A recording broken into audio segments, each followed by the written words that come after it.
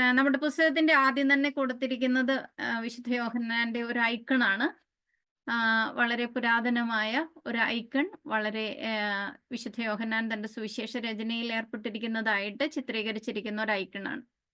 അപ്പൊ നമ്മളുടെ ഈ പുസ്തകത്തിന്റെ ആദ്യ ഭാഗത്ത് പറയുന്നത്, ഈ യോഹന്നാൻ ശ്ലീഹ ഈ പുസ്തകം എഴുതി, 4-ാം സുവിശേഷം എഴുതിയെന്ന് നാം വിശ്വസിക്കുന്ന വിശുദ്ധ യോഹന്നാൻ ആരായിരുന്നു എന്നുള്ളൊരു ചോദ്യമാണ്. അതിനകത്ത് 2-3 തരത്തിലുള്ള ആൻസേഴ്സ് ആണ് നമുക്ക് കിട്ടുന്നത്. ഈ യോഹന്നാൻ ആരായിരുന്നു എന്നുള്ളതിന് നമ്മളുടെ ആ പുസ്തകം നിങ്ങൾ ഫോളോ ചെയ്താൽ, ഒന്നാമത് പറയുന്നത് ഈശോയുടെയും അപ്പസ്തോലന്മാരുടെയും മരണം എന്നതിനേക്കാൾ രക്തസാക്ഷിത്വത്തിന് സാക്ഷ്യം വഹിച്ചവനാണ് വിശുദ്ധ യോഹന്നാൻ എന്നുള്ളതാണ്. അതുപോലെ തന്നെ നമ്മൾ സുവിശേഷത്തിൽ നോക്കിയാൽ ഈശോയുടെ ജീവിത സംഭവങ്ങൾക്ക് മുഴുവൻ ദൃക്സാക്ഷിയാണ്. ഈശോയുടെ കൂടെ നടന്ന് 3 വർഷത്തോളം പിറകെ നടന്ന് ഈശോയെ മനസ്സിലാക്കിയ ഒരു വ്യക്തിയാണ്. അതുപോലെ തന്നെ സമാന്തര സുവിശേഷങ്ങളിലേക്കൊക്കെ നോക്കുമ്പോൾ നമുക്ക് യാക്കോബിന്റെ സഹോദരനായിട്ട്, സെബദിയുടെയും സലോമിയുടെയും മകനായിട്ട് യോഹന്നാനെ കാണാം നമുക്ക്. അതുപോലെ തന്നെ ഈ ആദിമ സഭയുടെ വളർച്ചയിൽ ആ കാലഘട്ടത്തുണ്ടായ എല്ലാ സംഭവങ്ങൾക്കും സാക്ഷ്യം വഹിച്ചവനാണ് വിശുദ്ധ യോഹന്നാൻ ശ്ലീഹ, പ്രത്യേകിച്ച് യഹൂദ യുദ്ധത്തിന്. അതുപോലെ തന്നെ യോഹന്നാന്റെ കാലത്താണ് ചരിത്രത്തിൽ ഏറ്റവും ഭീകരമായ മതമർദ്ദനങ്ങള്, വിശ്വാസ പീഡനങ്ങളൊക്കെ അരങ്ങേറിയത്. കലിഗുള, ക്ലൗദിയസ്, നീറോ, ഡൊമീഷ്യൻ എന്നിവരുടെയൊക്കെ കാലഘട്ടമാണത്. അപ്പൊ ഈ ഭീകര മതമർദ്ദനങ്ങളൊക്കെ കണ്ടിട്ടുള്ള വ്യക്തിയാണ് വിശുദ്ധ യോഹന്നാൻ എന്ന് നമുക്ക് മനസ്സിലാക്കാം. അതുപോലെ തന്നെ യഹൂദ സമൂഹത്തിന്റെ ശത്രുത നിലനിന്നിരുന്ന ഒരു കാലഘട്ടമാണ്. ഈ കാലഘട്ടത്തിൽ കൂടെയാണ് വിശുദ്ധ യോഹന്നാൻ കടന്നുപോയത്. അപ്പൊ നമ്മളുടെ ആ ആദിമസഭയുടെ ഒരു അവസ്ഥ എന്ന് പറയുന്നത്, യഹൂദ സമൂഹത്തിൽ നിന്നും പുറന്തള്ളപ്പെട്ട് സിനഗോഗും ആരാധനാ സ്ഥലവും ഒന്നുമില്ലാതെ ഒറ്റപ്പെട്ട ഒരു ആദിമ സഭയാണ് നമ്മളുടേത്. അതുകൊണ്ട് തന്നെ ഇത്തരം കാര്യങ്ങൾക്ക് സാക്ഷ്യം വഹിച്ചതിനാല് മറ്റാരേക്കാളും അധികം ആധികാരികമായിട്ട് ഈശോയുടെ ജീവിതത്തെക്കുറിച്ച് സംസാരിക്കാൻ സാധിക്കുന്ന ഒരു വ്യക്തി തന്നെയാണ് യോഹന്നാൻ ശ്ലീഹ. നമ്മൾ സമാന്തര സുവിശേഷങ്ങളിൽ നിന്നും ഈ 4-ാം സുവിശേഷത്തെ വ്യത്യസ്തമായിട്ടാണ് കാണുന്നത് എന്ന് നമുക്ക് എല്ലാവർക്കും അറിയാം അല്ലെ. ആദ്യത്തെ 3 സുവിശേഷങ്ങളെ നമ്മൾ ഒന്നിച്ച് സമവീക്ഷണ സുവിശേഷങ്ങൾ അല്ലെങ്കിൽ സമാന്തര സുവിശേഷങ്ങൾ എന്ന് പറയുന്നുണ്ട്. എന്തുകൊണ്ടാണ് എന്ന് ചോദിച്ചു കഴിഞ്ഞാൽ, യോഹന്നാൻ വളരെ വ്യത്യസ്തമായിട്ടുള്ള, വ്യതിരിക്തമായിട്ടുള്ള ഒരു തിയോളജി തന്നെ, ദൈവശാസ്ത്രം തന്നെ നമ്മൾക്ക് ഈ 4-ാം സുവിശേഷത്തിൽ കണ്ടെത്താൻ പറ്റുന്നത് കൊണ്ടാണത്. അപ്പൊ സമാന്തര സുവിശേഷങ്ങളിലേക്ക് നോക്കിയാൽ ഈശോയുടെ പ്രവർത്തന കേന്ദ്രം എന്ന് പറയുന്നത് ഗലീലിയും പരിസരങ്ങളുമാണ്. പക്ഷെ യോഹന്നാന്റെ സുവിശേഷത്തിലേക്ക് നോക്കുമ്പോൾ ഈ യൂദായും ജെറൂസലേമും ഒക്കെ ഈ യോഹന്നാന് പ്രധാനപ്പെട്ട പ്രവർത്തന വേദികളായി മാറുന്നതായിട്ട് നമ്മൾ കാണുകയാണ്. ഇപ്പോൾ ഈ സമാന്തര സുവിശേഷങ്ങളെ സംബന്ധിച്ചിടത്തോളം ജെറൂസലേമും യൂദായും ഒക്കെ ഈശോയുടെ ജീവിതത്തിന്റെ അല്ലെങ്കിൽ ലക്ഷ്യം പൂർത്തീകരിക്കുന്ന സ്ഥലങ്ങളാണ്. എന്നാൽ ഈ സമാന്തര സുവിശേഷങ്ങൾ ഈശോയുടെ ജീവിതത്തിനും പ്രവർത്തനങ്ങൾക്കും പ്രാധാന്യം കൊടുക്കുമ്പോൾ യോഹന്നാൻ ശ്ലീഹ ഈശോയുടെ വ്യക്തിത്വത്തിന്റെ ആഴങ്ങളിലേക്ക് ആഴ്ന്നിറങ്ങാനാണ് പരിശ്രമിക്കുന്നത്. ഇത് സമാന്തര സുവിശേഷങ്ങളിൽ നിന്ന് യോഹന്നാന്റെ സുവിശേഷത്തെ വ്യത്യസ്തമാക്കുന്ന ഘടകങ്ങളാണ്. നിങ്ങൾ പേജ് മറിച്ചു പോവുകയാണെങ്കിൽ നിങ്ങൾക്ക് സുവിശേഷ രചനയുടെ പൊതുവായ ലക്ഷ്യം പേജ് 8-ൽ കാണാൻ പറ്റും. വളരെ കൃത്യമായിട്ട് എന്തിനാണ് താൻ സുവിശേഷം എഴുതുന്നത് എന്ന് വ്യക്തമാക്കിയിട്ടുള്ള ഒരു സുവിശേഷമാണ് യോഹന്നാന്റെ സുവിശേഷം. അത് 20-ാം അധ്യായം 30-31 വാക്യങ്ങളിൽ നമുക്ക് കാണാം. ഇങ്ങനെയാണ് എഴുതിയിരിക്കുന്നത്: ഈ ഗ്രന്ഥത്തിൽ എഴുതപ്പെടാത്ത മറ്റനേകം അടയാളങ്ങളും ഈശോ ശിഷ്യരുടെ സാന്നിധ്യത്തിൽ പ്രവർത്തിച്ചു. എന്നാൽ ഇവ തന്നെയും എഴുതപ്പെട്ടിരിക്കുന്നത് ഈശോ ദൈവപുത്രനായ മെശിഹായാണെന്ന് നിങ്ങൾ വിശ്വസിക്കുന്നതിനും അങ്ങനെ വിശ്വസിക്കുക നിമിത്തം നിങ്ങൾക്ക് അവന്റെ നാമത്തിൽ ജീവൻ ഉണ്ടാകുന്നതിനും വേണ്ടിയാണ്. 2-3 കാര്യങ്ങളാണ് ഇവിടെ ഉള്ളത്. ശിഷ്യരുടെ സാന്നിധ്യത്തില് മറ്റനേകം അടയാളങ്ങൾ ഈശോ പ്രവർത്തിച്ചിട്ടുണ്ട്. അപ്പൊ ഇതെല്ലാം എഴുതപ്പെട്ടിരിക്കുന്നത് എന്തിനു വേണ്ടിയാണ്? ഒന്ന്, ഈശോ ദൈവപുത്രനായ മെശിഹായാണെന്ന് നാം വിശ്വസിക്കുന്നതിനാണ്. ഈശോ ആരൊക്കെയാണ്? ഈശോ ദൈവപുത്രനാണ്. ഈ ദൈവപുത്രൻ മിശിഹായാണ്.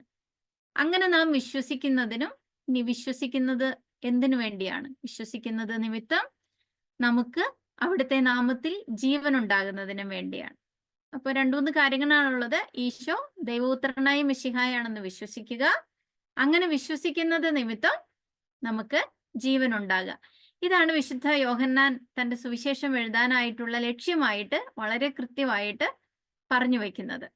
അപ്പോ ഈ ദൈവപുത്രൻ എന്ന ഈ ഒരു നാമത്തിന് ദൈവപിതാവിന്റെ ജീവനിൽ പങ്കുചേരുന്നവനാണ്. ഇപ്പൊ ഈശോ ശരിക്കും പിതാവിന്റെ പുത്രനായിട്ടാണ് അവതരിപ്പിക്കപ്പെടുന്നത്. അപ്പോൾ പിതാവിൽ എന്താണുള്ളത്? ജീവനാണുള്ളത്. അതേ ജീവനിൽ പങ്കാളിയാണ്, അല്ലെങ്കിൽ അതേ ജീവനാണ് ആരിലുള്ളത്? പുത്രൻ തമ്പുരാനിലുള്ളത്.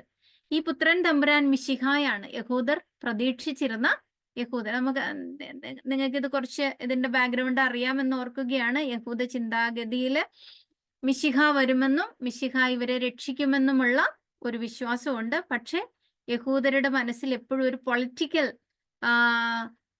മിശിഹായെയാണ് അവർ പ്രതീക്ഷിക്കുന്നത്. റോമാക്കാരുടെ ആധിപത്യത്തിൽ നിന്നും അവരെ വിമോചിപ്പിക്കുന്ന ഒരു മിശിഹ. പക്ഷെ ഇവിടെ മിശിഹ വളരെ വ്യത്യസ്തനായിട്ടുള്ള ഒരു മിശിഹായുടെ ചിത്രമാണ് നമ്മൾ യോഹന്നാന്റെ സുവിശേഷത്തിൽ കാണുന്നത്. അതുകൊണ്ട് തന്നെ യഹൂദർക്ക് അത് സ്വീകരിക്കാനായിട്ട് സാധിച്ചിട്ടില്ല എന്ന് നമുക്കറിയാം. ഈശോയെ പിതാവായ ദൈവം അഭിഷേകം ചെയ്ത് അയക്കുന്നത് മനുഷ്യന് ദൈവിക ജീവൻ പകർന്നു കൊടുക്കാനാണ്. അപ്പോൾ വിശ്വസിക്കുന്നത് നിമിത്തമാണ്. വിശ്വാസം വളരെ പ്രധാനപ്പെട്ട ഒരു പ്രമേയമാണ് വിശുദ്ധ യോഹന്നാന്റെ സുവിശേഷത്തിൽ. വിശ്വസിക്കുന്നത് നിമിത്തം നമുക്കുണ്ടാകുന്നത് ജീവനാണ്. ഈ വിശ്വാസം എന്നത് ഉപരിപ്ലവമായ ഒരു പ്രവൃത്തിയായിട്ടല്ല, ഇതൊരു ആക്ഷനാണ്. ഒരു നാമം എന്നതിനേക്കാളും ഒരു വെർബാണ്. അത് ആത്മസമർപ്പണമാണ്, താതാത്മ്യപ്പെടലാണ് എന്ന് നാം മനസ്സിലാക്കണം. അപ്പൊ വിശ്വാസം എന്ന് പറയുന്നത് വളരെ പ്രധാനപ്പെട്ട ഒരു പോയിന്റാണ്. ഈ സുവിശേഷത്തിന്റെ തന്നെ ലക്ഷ്യം സാധിതമാകണമെങ്കിൽ ഇതിന്റെ റീഡേഴ്സ് അല്ലെങ്കിൽ വിശ്വാസികള് വിശ്വാസത്തിൽ ആഴപ്പെടണം എന്നുള്ളതാണ്. പലതരം വിശ്വാസങ്ങളെ പറ്റിയൊക്കെ സുവിശേഷം നമ്മളോട് പറയുന്നുണ്ട്. ഇനി ഈ സുവിശേഷത്തിന് മറ്റു ചില ലക്ഷ്യങ്ങളും കൂടി ഉള്ളതായിട്ട് നമുക്ക് നമ്മളുടെ ഒരു ഇന്റേണൽ റീഡിങ്ങിൽ നമുക്ക് മനസ്സിലാകുന്നുണ്ട്. ഒന്ന്, യഹൂദർക്കെതിരെ എന്നുള്ള ഒരു ആശയമാണ്. യഹൂദർക്കെതിരെ എന്ന് പറയുമ്പോൾ നമ്മൾ 8-ാം അധ്യായം 44-ലൊക്കെ നമുക്ക് കാണാം. യഹൂദരെ വളരെ നിശിതമായിട്ട് വിമർശിക്കുന്ന ഒരു സുവിശേഷം പോലെയാണ് ഈ സുവിശേഷം കാണപ്പെടുന്നത്. ഇപ്പൊ യഹൂദർ എന്ന് പറയുന്ന ഒരു പരാമർശം സമാന്തര സുവിശേഷങ്ങളിൽ 6-7 തവണയൊക്കെ നമ്മൾ കാണുമ്പോൾ യോഹന്നാൻ ശ്ലീഹായുടെ സുവിശേഷത്തിൽ ഇത് 71 തവണ പ്രത്യക്ഷപ്പെടുന്നുണ്ട്. എന്ന് പറഞ്ഞു കഴിഞ്ഞാൽ ഈ സുവിശേഷകന് എന്തോ ഒരു കാര്യം ഈ ഒരു പേരിൽ കൂടി നമ്മളോട് പറയാനുണ്ട് എന്നാണ് നാം മനസ്സിലാക്കേണ്ടത്. ഇപ്പൊ ഇവിടെ യഹൂദർ എന്ന പേര് പറയുമ്പോൾ നമ്മൾ മനസ്സിലാക്കേണ്ടത് മുഴുവൻ യഹൂദ ജനതയെയും അല്ല, മറിച്ച് ഈശോയോട് ശത്രുത പുലർത്തിയിരുന്ന യഹൂദ മത അധികാരികളെയാണ്, പ്രത്യേകിച്ച് ജെറുസലേമിൽ ഉണ്ടായിരുന്നവരെ സൂചിപ്പിക്കാൻ വേണ്ടിയാണ് ഈ സുവിശേഷത്തിൽ യഹൂദർ എന്ന പദം ഉപയോഗിച്ചിട്ടുള്ളത്. നമ്മൾ ചരിത്രത്തിലേക്ക് കടന്നു ചിന്തിച്ചാൽ ആന്റിസെമിറ്റിസം ഒക്കെ കുറെ അധികം അതിന് പിറകിൽ നിൽക്കുന്ന കാഴ്ചപ്പാട് യോഹന്നാന്റെ സുവിശേഷത്തിലാന്നൊക്കെ നമ്മൾ കാണാറുണ്ട്. പക്ഷെ അത് ശരിയായ ഒരു ഇന്റർപ്രിട്ടേഷൻ അല്ല. എന്തുകൊണ്ട് ഇവിടെ യഹൂദർ എന്ന് പറയുന്നത് യഹൂദ കുലത്തെ മുഴുവനും അല്ല സൂചിപ്പിക്കുന്നത്. ഈശോയുടെ ശത്രുത പുലർത്തിയിരുന്ന, ഈശോയുടെ പഠനങ്ങളോട് എപ്പോഴും അസ്വസ്ഥത കാണിച്ചിരുന്ന, എതിർത്തിരുന്ന, ഈശോയുടെ മരണത്തിലേക്ക് നയിച്ച ഈ യഹൂദ മതാധികാരികളെയാണ് ഇതിനകത്ത് യഹൂദർ എന്ന പദം കൊണ്ട് ഉദ്ദേശിക്കുന്നത് എന്ന് നമ്മൾ വളരെ കൃത്യം മനസ്സിലാക്കേണ്ട ഒരു കാര്യമാണ്. അപ്പൊ ഈശോ മിശിഹായായി അവതരിപ്പിക്കുകയും അവിടുത്തെ ആഗമനത്തിൽ യഹൂദ മതത്തിനുണ്ടായിരുന്ന ശ്രേഷ്ഠ സ്ഥാനം നഷ്ടപ്പെട്ടുവെന്ന് ചൂണ്ടിക്കാണിക്കുകയും ചെയ്യുന്നുണ്ട് ഈ സുവിശേഷത്തില്. അതായത് തെരഞ്ഞെടുക്കപ്പെട്ട ജനത എന്ന് പറയുന്നത് പഴയ നിയമത്തില് യഹൂദ ജനതയാണ്, അല്ലെ? അപ്പൊ ഈ യഹൂദ മതത്തിനുണ്ടായിരുന്ന ഒരു ശ്രേഷ്ഠ സ്ഥാനമുണ്ട്. ദൈവത്തിന്റെ സ്വന്തം ജനം, ദൈവം തെരഞ്ഞെടുത്ത ജനത, ദൈവത്തിന്റെ സ്വന്തം മക്കൾ എന്നൊക്കെയുള്ള ആ ഒരു സ്ഥാനം ഇപ്പോൾ നഷ്ടപ്പെട്ടു എന്ന് യോഹന്നാൻ സുവിശേഷത്തിലെ ഈശോ പറയുന്നുണ്ട് എന്നുള്ളതാണ്. അപ്പൊ ഇതിന് പിറകിലുള്ള ഒരു കാര്യം, എന്തുകൊണ്ടാണ് യഹൂദർക്കെതിരെ എന്നുള്ള ഒരാശയം ഇവിടെ പ്രത്യക്ഷപ്പെടുന്നത് എന്നതിനുള്ള ഒരു കാരണം ഇതാണ്. ക്രൈസ്തവരും യഹൂദരും തമ്മിൽ ആദിമ സഭയിൽ ഉണ്ടായിരുന്ന ഒരു വിയോജിപ്പായിരിക്കാം ഈ സുവിശേഷത്തില് പ്രതിഫലിക്കുന്നത്.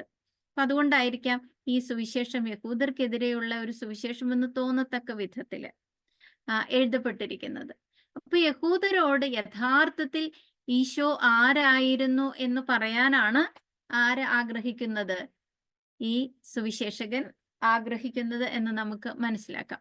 രണ്ടാമതായിട്ടുള്ളത് നമ്മൾക്ക് സ്നാപകന്റെ ശിഷ്യന്മാരുമായിട്ടുള്ളൊരു സംവാദം നമുക്ക് മനസ്സിലാക്കാം. അങ്ങനെ ഒരു ഗ്രൂപ്പ് ഈ സുവിശേഷത്തിൽ നിന്ന് നമുക്ക് വായിച്ചെടുക്കാൻ പറ്റും. നമ്മൾ 1-ാം അധ്യായത്തില് ഈശോയുടെ ആദ്യ ശിഷ്യരെ പറ്റി ചിന്തിക്കുകയാണെങ്കിൽ, ഈശോ ഇങ്ങനെ നടന്നു പോകുമ്പോൾ സ്നാപക യോഹന്നാൻ പറയുകയാണ്, ഇതാ ലോകത്തിന്റെ പാപങ്ങൾ നീക്കുന്ന ദൈവത്തിന്റെ കുഞ്ഞാട്. ഇത് കേൾക്കുന്ന പാടെ ഈ സ്നാപക യോഹന്നാന്റെ അടുത്ത് നിന്ന സ്നാപക യോഹന്നാന്റെ 2 ശിഷ്യന്മാർ ഈശോയുടെ പുറകെ പോകുന്നതാണ് നമ്മൾ കാണുന്നത്. അതിലൊരാള് അന്ത്രയോസ് ആയിരുന്നു എന്ന് പിന്നീട് നമ്മൾ മനസ്സിലാക്കുന്നുണ്ട്. പക്ഷെ മറ്റേ ശിഷ്യന്റെ പേര് വെളിപ്പെടുത്തിയിട്ടില്ല. അപ്പോൾ നമുക്കിവിടെ ഒരു കാര്യം മനസ്സിലാക്കാൻ പറ്റുന്നത്, സ്നാപകന്റെ ശിഷ്യന്മാര് ആ കാലഘട്ടത്തിൽ ഉണ്ടായിരുന്നെന്നും അതിൽ ചിലർ ഈശോയെ അനുഗമിച്ചെന്നും മറ്റുള്ളവർ സ്നാപക യോഹന്നാനെ തന്നെ മിശിഹായായി കണക്കാക്കി സ്നാപക യോഹന്നാന്റെ ശിഷ്യരായി ജീവിക്കുകയും ചെയ്തു എന്നുള്ളതാണ്. ഇവർ പലപ്പോഴും ഈശോയുടെ ശിഷ്യന്മാരുമായി സംവാദങ്ങളിൽ ഏർപ്പെടുന്നതായിട്ടും നമുക്ക് മനസ്സിലാക്കാനായിട്ട് സാധിക്കും. ഒരുപക്ഷെ അതുകൊണ്ടായിരിക്കാം ഈ സുവിശേഷത്തില് ഈശോയെ സ്നാപകനോട് താരതമ്യം ചെയ്യാൻ പോലും സാധിക്കാത്ത വിധം ഉന്നതനായിട്ട് ചിത്രീകരിക്കുന്നത്.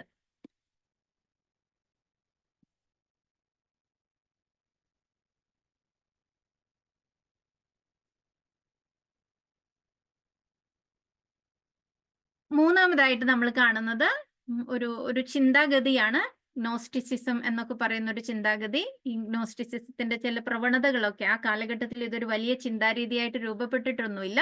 എങ്കിലും ചില പ്രവണതകള് വിശുദ്ധ യോഹന്നാന്റെ കാലഘട്ടത്തില് നമുക്ക് കാണാം.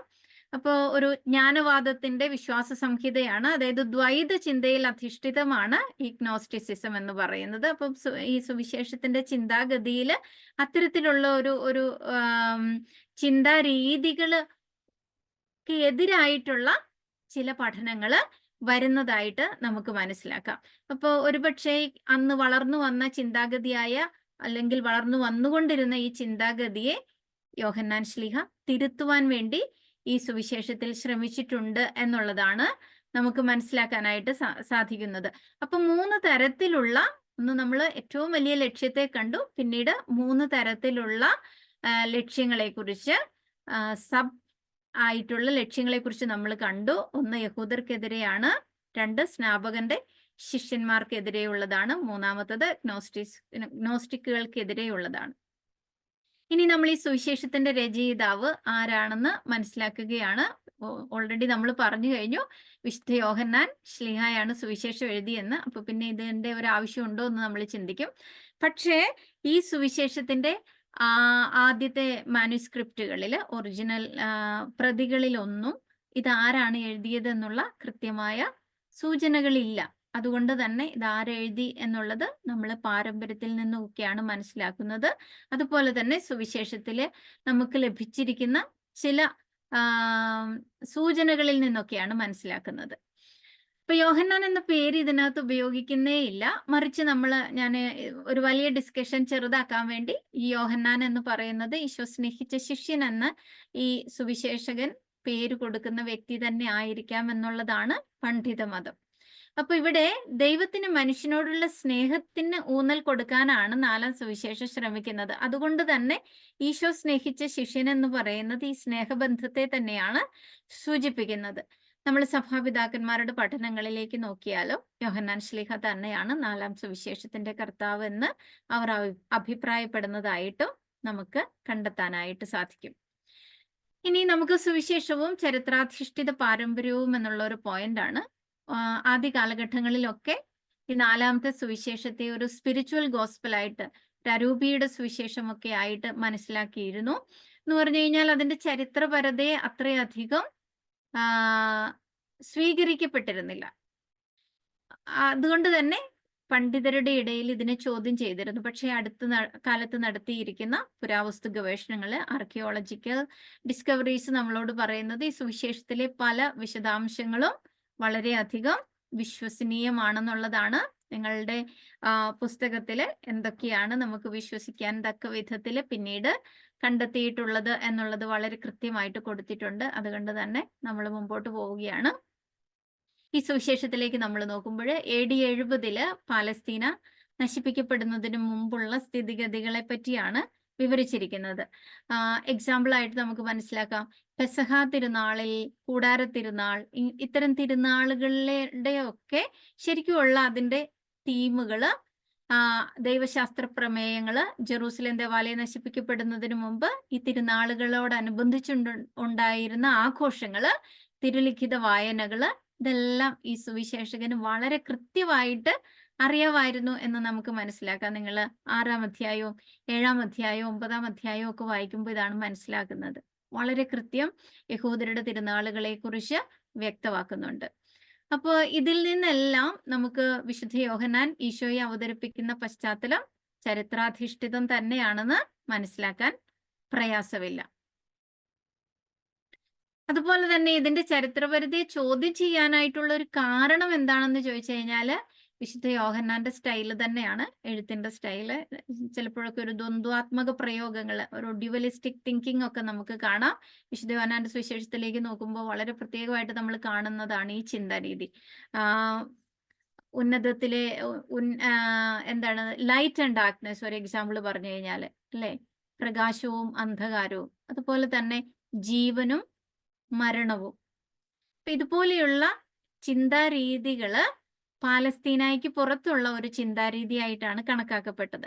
അതുകൊണ്ടാണ് ഇതിന്റെ ചരിത്രപരതയൊക്കെ ഇങ്ങനെ ചോദ്യം ചെയ്യപ്പെടാനായിട്ടുള്ള കാരണങ്ങൾ. പക്ഷെ പിന്നീട് നമുക്കറിയാം, ഖുമറാൻ കമ്മ്യൂണിറ്റിയുടെ എഴുത്തുകളൊക്കെ നമ്മൾ കണ്ടെത്തിയപ്പോൾ ഈ എഴുത്തുകളിലെല്ലാം തന്നെ ഈ വാക്കുകളൊക്കെ ഉപയോഗിച്ചിട്ടുള്ളത്, ഈ പ്രയോഗങ്ങളൊക്കെ ആ കാലഘട്ടത്തിൽ പ്രചാരത്തിൽ ഇരുന്നതാണെന്ന് നമുക്ക് മനസ്സിലാക്കാനായിട്ട് സാധിക്കുന്നുണ്ട്. അതുകൊണ്ട് തന്നെ ഇതിന്റെ ചരിത്രപരതയെ ചോദ്യം ചെയ്യേണ്ട ഒരു ആവശ്യം തന്നെ ഉദിക്കുന്നില്ല എന്നുള്ളതാണ് ഇപ്പോഴുള്ള പണ്ഡിതമതം. ഇനി വിശുദ്ധ യോഹന്നാന്റെ ദൈവശാസ്ത്രത്തിലേക്ക് നമ്മൾ കടക്കുകയാണ്. ഒന്നാമതായി തന്നെ ദൈവശാസ്ത്രം എന്ന് പറഞ്ഞാൽ ഈ സുവിശേഷത്തിൽ നിന്ന് ഉരുത്തിരിഞ്ഞു വരുന്ന ദൈവശാസ്ത്രങ്ങൾ എന്തൊക്കെയാണ്, എന്തെല്ലാം ചിന്താഗതികളാണ് നമുക്കിതിൽ നിന്ന് വളരെ പ്രത്യേകമായിട്ട് കണ്ടെത്താൻ പറ്റുന്നത്. ഒരുപാട് കാര്യങ്ങളുണ്ട്. അതിനകത്ത് വളരെ ഇമ്പോർട്ടൻ്റ് ആയ കാര്യങ്ങൾ മാത്രമാണ് നമ്മൾ കാണുന്നത്. ഈ പുസ്തകത്തിൽ പറഞ്ഞിരിക്കുന്ന കാര്യങ്ങൾ ഒന്നും മിശിഹാവിജ്ഞാനീയമാണ്. മിശിഹാവിജ്ഞാനീയം എന്ന് പറഞ്ഞാൽ ക്രിസ്റ്റോളജിയാണ്, അല്ലേ. ഇതിനകത്ത് 3 കാര്യങ്ങളാണ് പുസ്തകത്തിൽ പറയുന്നത്: ചരിത്രവും വിശ്വാസവും തമ്മിലുള്ള ബന്ധം, മനുഷ്യത്വവും ദൈവത്വവും തമ്മിലുള്ള ബന്ധം, അതുപോലെ വ്യക്തിയും ദൗത്യവും തമ്മിലുള്ള ബന്ധം. നമ്മൾ ചിന്തിക്കേണ്ട കാര്യം ഇതാണ്: അനുഭവിച്ചറിഞ്ഞ വിശ്വാസമാണ് വിശുദ്ധ യോഹന്നാൻ്റെത്, അല്ലെ. കൂടെ നടന്ന് അനുഭവിച്ചറിഞ്ഞൊരു വിശ്വാസമാണുള്ളത്. അതുപോലെ തന്നെ യോഹന്നാന്റെ ഈ വിശ്വാസധാരയിലേക്ക് ഈശോയുടെ മരണശേഷം, അവിടുത്തെ ഉത്ഥാനശേഷം പരിശുദ്ധാത്മാവിന്റെ നിറവിൽ ലഭിച്ച കാര്യങ്ങൾ, ആദ്യ സമൂഹങ്ങളുടെ പാരമ്പര്യങ്ങൾ ഒക്കെ ഉൾച്ചേർന്നിട്ടുണ്ട്. നമുക്കറിയാം, ഏറ്റവും അവസാനം വിശുദ്ധ യോഹന്നാൻ തന്റെ സുവിശേഷം എഴുതുമ്പോഴേക്കും ഏകദേശം പുതിയ നിയമത്തിലെ എല്ലാ പുസ്തകങ്ങളും തന്നെ എഴുതപ്പെട്ടിട്ടുണ്ട്. അപ്പൊ ഈ യോഹന്നാൻ തന്റെ രചന നടത്തുമ്പോൾ ഈ കാര്യങ്ങളെല്ലാം അദ്ദേഹം ഉൾച്ചേർത്തിട്ടുണ്ട് എന്നുള്ളതാണ് സത്യം. കാരണം ഏറ്റവും അവസാനം മരിച്ച അപ്പസ്തോലൻ എന്ന് നാം വിശ്വസിക്കുന്നത് വിശുദ്ധ യോഹന്നാനാണ്. അപ്പൊ ഈ പുസ്തകത്തില് അല്ലെങ്കിൽ തന്റെ സുവിശേഷത്തില് വിശുദ്ധ യോഹന്നാൻ പറഞ്ഞു വെക്കാൻ ആഗ്രഹിക്കുന്നത് ഈശോ ആരാണ്, ഈശോയുടെ വ്യക്തിത്വത്തെ കുറിച്ചുള്ള വളരെ വ്യക്തമായിട്ടുള്ള പരാമർശങ്ങളാണ് ഇവിടെ പറഞ്ഞു വെക്കുന്നത്. ഈശോ നമ്മൾ നേരത്തെ കണ്ടതുപോലെ തന്നെ ദൈവപുത്രനും മിശിഹായുമാണെന്നാണ്. ഇതാണ് ഈ സുവിശേഷത്തിലെ മിശിഹാ വിജ്ഞാനീയം എന്ന് പറയുന്നത്. ഇനി ഇതിൽ വിടരുന്ന ഒരു സഭാവിജ്ഞാനീയം ഉണ്ടല്ലേ. വിശുദ്ധ യോഹന്നാന്റെ സുവിശേഷം ആദ്യ കാലഘട്ടങ്ങളിൽ മനസ്സിലാക്കിയിരുന്നത് എക്ലേസിയോളജിക്കൽ ആയിട്ടുള്ള സഭയെ കുറിച്ചിട്ടുള്ള ചിന്തകളൊന്നും ഇല്ല എന്നുള്ളതായിരുന്നു. പക്ഷെ പിന്നീടുള്ള പഠനങ്ങളിൽ നമുക്ക് മനസ്സിലാകും, സഭയെ സൂചിപ്പിക്കുന്ന പദങ്ങള്, അതായത് മണവാട്ടി, ദൈവരാജ്യം, തൊഴുത്ത് തുടങ്ങിയ പദങ്ങളൊക്കെ ഈ സുവിശേഷത്തില് ഉപയോഗിക്കുന്നുണ്ട്. അതുപോലെ തന്നെ സുവിശേഷത്തിന്റെ അർത്ഥതലങ്ങളിലേക്ക് നമ്മൾ ചിന്തിക്കുമ്പോൾ സഭാത്മകമല്ലാത്ത ഒരു വ്യക്തിബന്ധം മിശിഹായോട് ഉണ്ടാവുക സാധ്യമല്ല എന്നുള്ളതാണ്. കാരണം നമ്മൾ മുന്തിരിച്ചെടിയും ശാഖകളുടെയും ഉപമയിൽ നമ്മൾ കാണുന്നത് അതാണ്. അത്രമാത്രം ഐക്യത്തിൽ ഒന്നിച്ചിരിക്കുന്ന സഭാത്മകമാനമാണ് നമുക്ക് അവിടെ വെളിപ്പെട്ട് കിട്ടുന്നത്. അതുപോലെ തന്നെ പുരോഹിത പ്രാർത്ഥന എന്നറിയപ്പെടുന്ന ഈശോയുടെ പ്രാർത്ഥനയിൽ 17-ാം അധ്യായത്തിൽ കാണുന്നതിൽ ശിഷ്യർ ഒന്നായിരിക്കണമെന്ന ഈശോയുടെ പ്രാർത്ഥനയാണ് നമ്മൾ കാണുന്നത്. അതുപോലെ തന്നെ വിശുദ്ധ യോഹന്നാന്റെ ലേഖനങ്ങളും വെളിപാട് പുസ്തകവും ഒക്കെ ഈ സഭാത്മകമാനത്തെ അനുകൂലിക്കുന്നുണ്ട് എന്നുള്ളത് ഒരു നല്ല സഭാവിജ്ഞാനീയം 4-ാം സുവിശേഷത്തിലുണ്ട് എന്നുള്ളതിന് തെളിവാണ്. ആരുടെയോ പെൻസിലൊക്കെ ഓണായി കിടപ്പുണ്ടെന്ന് തോന്നുന്നല്ലേ? വരയൊക്കെ വരുന്നുണ്ട്. അത് ഓഫാക്കിയാൽ മതി. അതിൽ തന്നെ ഒന്ന് ക്ലിക്ക് ചെയ്താൽ അത് ഓഫായി പൊക്കോളും. ഇനി 3-ാമത്തെ പോയിന്റ് നമ്മൾ ദൈവശാസ്ത്ര പ്രമേയങ്ങളാണ് കണ്ടുകൊണ്ടിരിക്കുന്നത്. ഒന്ന് നമ്മൾ മിശിഹ വിജ്ഞാനി ഈശോ ആരാണെന്നുള്ള കാര്യം ഒന്നാമതായിട്ട് നമ്മൾ പറഞ്ഞു. രണ്ടാമതായിട്ട് നമ്മൾ കണ്ടത് സഭാവിജ്ഞാനീയമാണ്, സഭയെ പറ്റി പറയുന്നത്. മൂന്നാമതായിട്ട് നമ്മൾ കാണുന്നത് കൂദാശകളുടെ ദൈവവിജ്ഞാനീയമാണ്. കുറെ അധികം യോഹന്നാൻ പണ്ഡിതര് ഈ സുവിശേഷത്തില് കൂദാശകളെ പറ്റി പറയുന്നില്ല എന്ന് പറയുന്നവരുണ്ട്, എന്ന് വ്യാഖ്യാനിക്കുന്നവരുണ്ട്. പക്ഷെ നമ്മൾ ആഴത്തിൽ ചിന്തിച്ചാല് കൂദാശകളെ പറ്റി വളരെ കൃത്യമായിട്ട് കൂദാശകൾ എന്ന് പറയുന്നില്ലെങ്കിലും പരിശുദ്ധ കുർബാനയെ പറ്റിയും മാമുദീസായെ പറ്റിയും ഒക്കെയുള്ള ആഴത്തിലുള്ള പഠനം, അതിന്റെ അർത്ഥതലങ്ങള് നമുക്ക് ലഭിക്കുന്നത് ഈ ഒരു സുവിശേഷത്തിൽ നിന്നാണ്.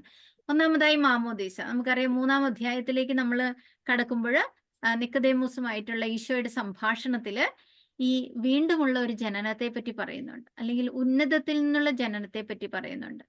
ഇത് ജലത്താലും അരൂപിയാലുമുള്ള ജനനമാണെന്നും സുവിശേഷകൻ പറയുന്നുണ്ട്. ഈശോയെ ജീവജലത്തിന്റെ ഉറവിയായിട്ട് 7-ാം അധ്യായത്തിൽ പറയുന്നുണ്ട്. ഇതെല്ലാം മാമോദീസയെ സൂചിപ്പിക്കുന്നു എന്നുള്ളതാണ് സഭാപിതാക്കന്മാർ നമ്മളെ പഠിപ്പിക്കുന്നത്. അതുപോലെ തന്നെ പരിശുദ്ധ കുർബാനയെ പറ്റിയുള്ള ആഴമായ പഠനം നമുക്ക് കിട്ടുന്നത് യോഹന്നാന്റെ സുവിശേഷത്തിലെ 6-ാം അധ്യായത്തിൽ നിന്നാണ്. അതുപോലെ പ്രതീകങ്ങളിലൂടെ പരിശുദ്ധ കുർബാനയെ അവതരിപ്പിക്കുന്നുണ്ട്. വെള്ളം വീഞ്ഞാക്കുന്ന അത്ഭുതം, അതുപോലെ തന്നെ മുന്തിരിവള്ളിയും ശാഖകളും പാർശ്വം പിളർക്കപ്പെടുന്ന സംഭവം, ഇതെല്ലാം പരിശുദ്ധ കുർബാനയെ സൂചിപ്പിക്കുന്ന പ്രതീകങ്ങളാണ്. അപ്പൊ കൂദാശകളെ പറ്റി വളരെ മനോഹരമായിട്ട് നമ്മൾ കാനായിലെ കല്യാണത്തെ പറ്റി പറഞ്ഞ വിവാഹം എന്ന കൂദാശയെ പറ്റി നമുക്ക് മനസ്സിലാക്കാം. അതുപോലെ കൂദാശകളെ പറ്റി ആഴത്തിലുള്ള പഠനങ്ങൾ, അതിന്റെ അർത്ഥതലങ്ങൾ നമുക്ക് ലഭിക്കുന്നത് 4-ാം സുവിശേഷത്തിൽ നിന്നുമാണ്. 4-ാമതായിട്ട് നമ്മൾ കാണുന്നത് യുഗാന്ത്യ വിജ്ഞാനീയമാണ് എന്ന് പറഞ്ഞ എസ്കറ്റോളജിയാണ്. എസ്കറ്റോൺ എന്ന് പറഞ്ഞു കഴിഞ്ഞാൽ നമ്മളുടെ ജീവിതത്തിന്റെ അവസാന കാര്യങ്ങൾ എന്നാണ്, അല്ലെ? മരണം, വിധി എന്നൊക്കെയുള്ള ആ കാര്യങ്ങളാണ്. അപ്പൊ ഇവിടെ ഈ എന്ത് തരം എസ്കറ്റോളജിയാണ് വിശുദ്ധ യോഹന്നാൻ കൊണ്ടുവരുന്നതെന്ന് ചോദിച്ചാൽ 2 തരത്തിലുള്ള 2 മാനങ്ങൾ നമുക്ക് കാണാം. ഒന്ന് നിറവേറിയതാണ്, റിയലൈസ്ഡ് എസ്കറ്റോളജിയാണ്. രണ്ടാമത്തത് ഫ്യൂച്ചറിസ്റ്റിക് എസ്കറ്റോളജിയാണ്, നിറവേറാനിരിക്കുന്നതാണ്. അതെങ്ങനെയായിരിക്കാം ഈ സുവിശേഷത്തിൽ, അല്ലേ? ഒന്ന് റിയലൈസ്ഡ് ആണ്, ഒന്ന് ഫ്യൂച്ചറിസ്റ്റിക് ആണ്. നമ്മൾ യോഹന്നാന്റെ സുവിശേഷത്തിന്റെ ഒരു ദൈവശാസ്ത്രപരമായിട്ട് ചിന്തിക്കുമ്പോൾ ഈശോയുടെ കുരിശുമരണത്തിൽ യഥാർത്ഥത്തില് എല്ലാം സംഭവിച്ചതായിട്ടാണ്, എല്ലാ വാഗ്ദാനങ്ങളും നിറവേറപ്പെട്ടതായിട്ടാണ് നമ്മൾ കാണുന്നത് ഈശോയുടെ മരണം എന്ന് പറയുന്നത്. അപ്പോ ഈ മരണത്തിൽ തന്നെ നമ്മൾ പരിശുദ്ധാത്മാവിനെ നമുക്ക് നൽകുന്നതായിട്ടും കൂദാശകൾ സ്ഥാപിക്കുന്നതായിട്ടും ഒക്കെ നമ്മൾ കാണുന്നുണ്ട്. അപ്പൊ നിറവേറിയ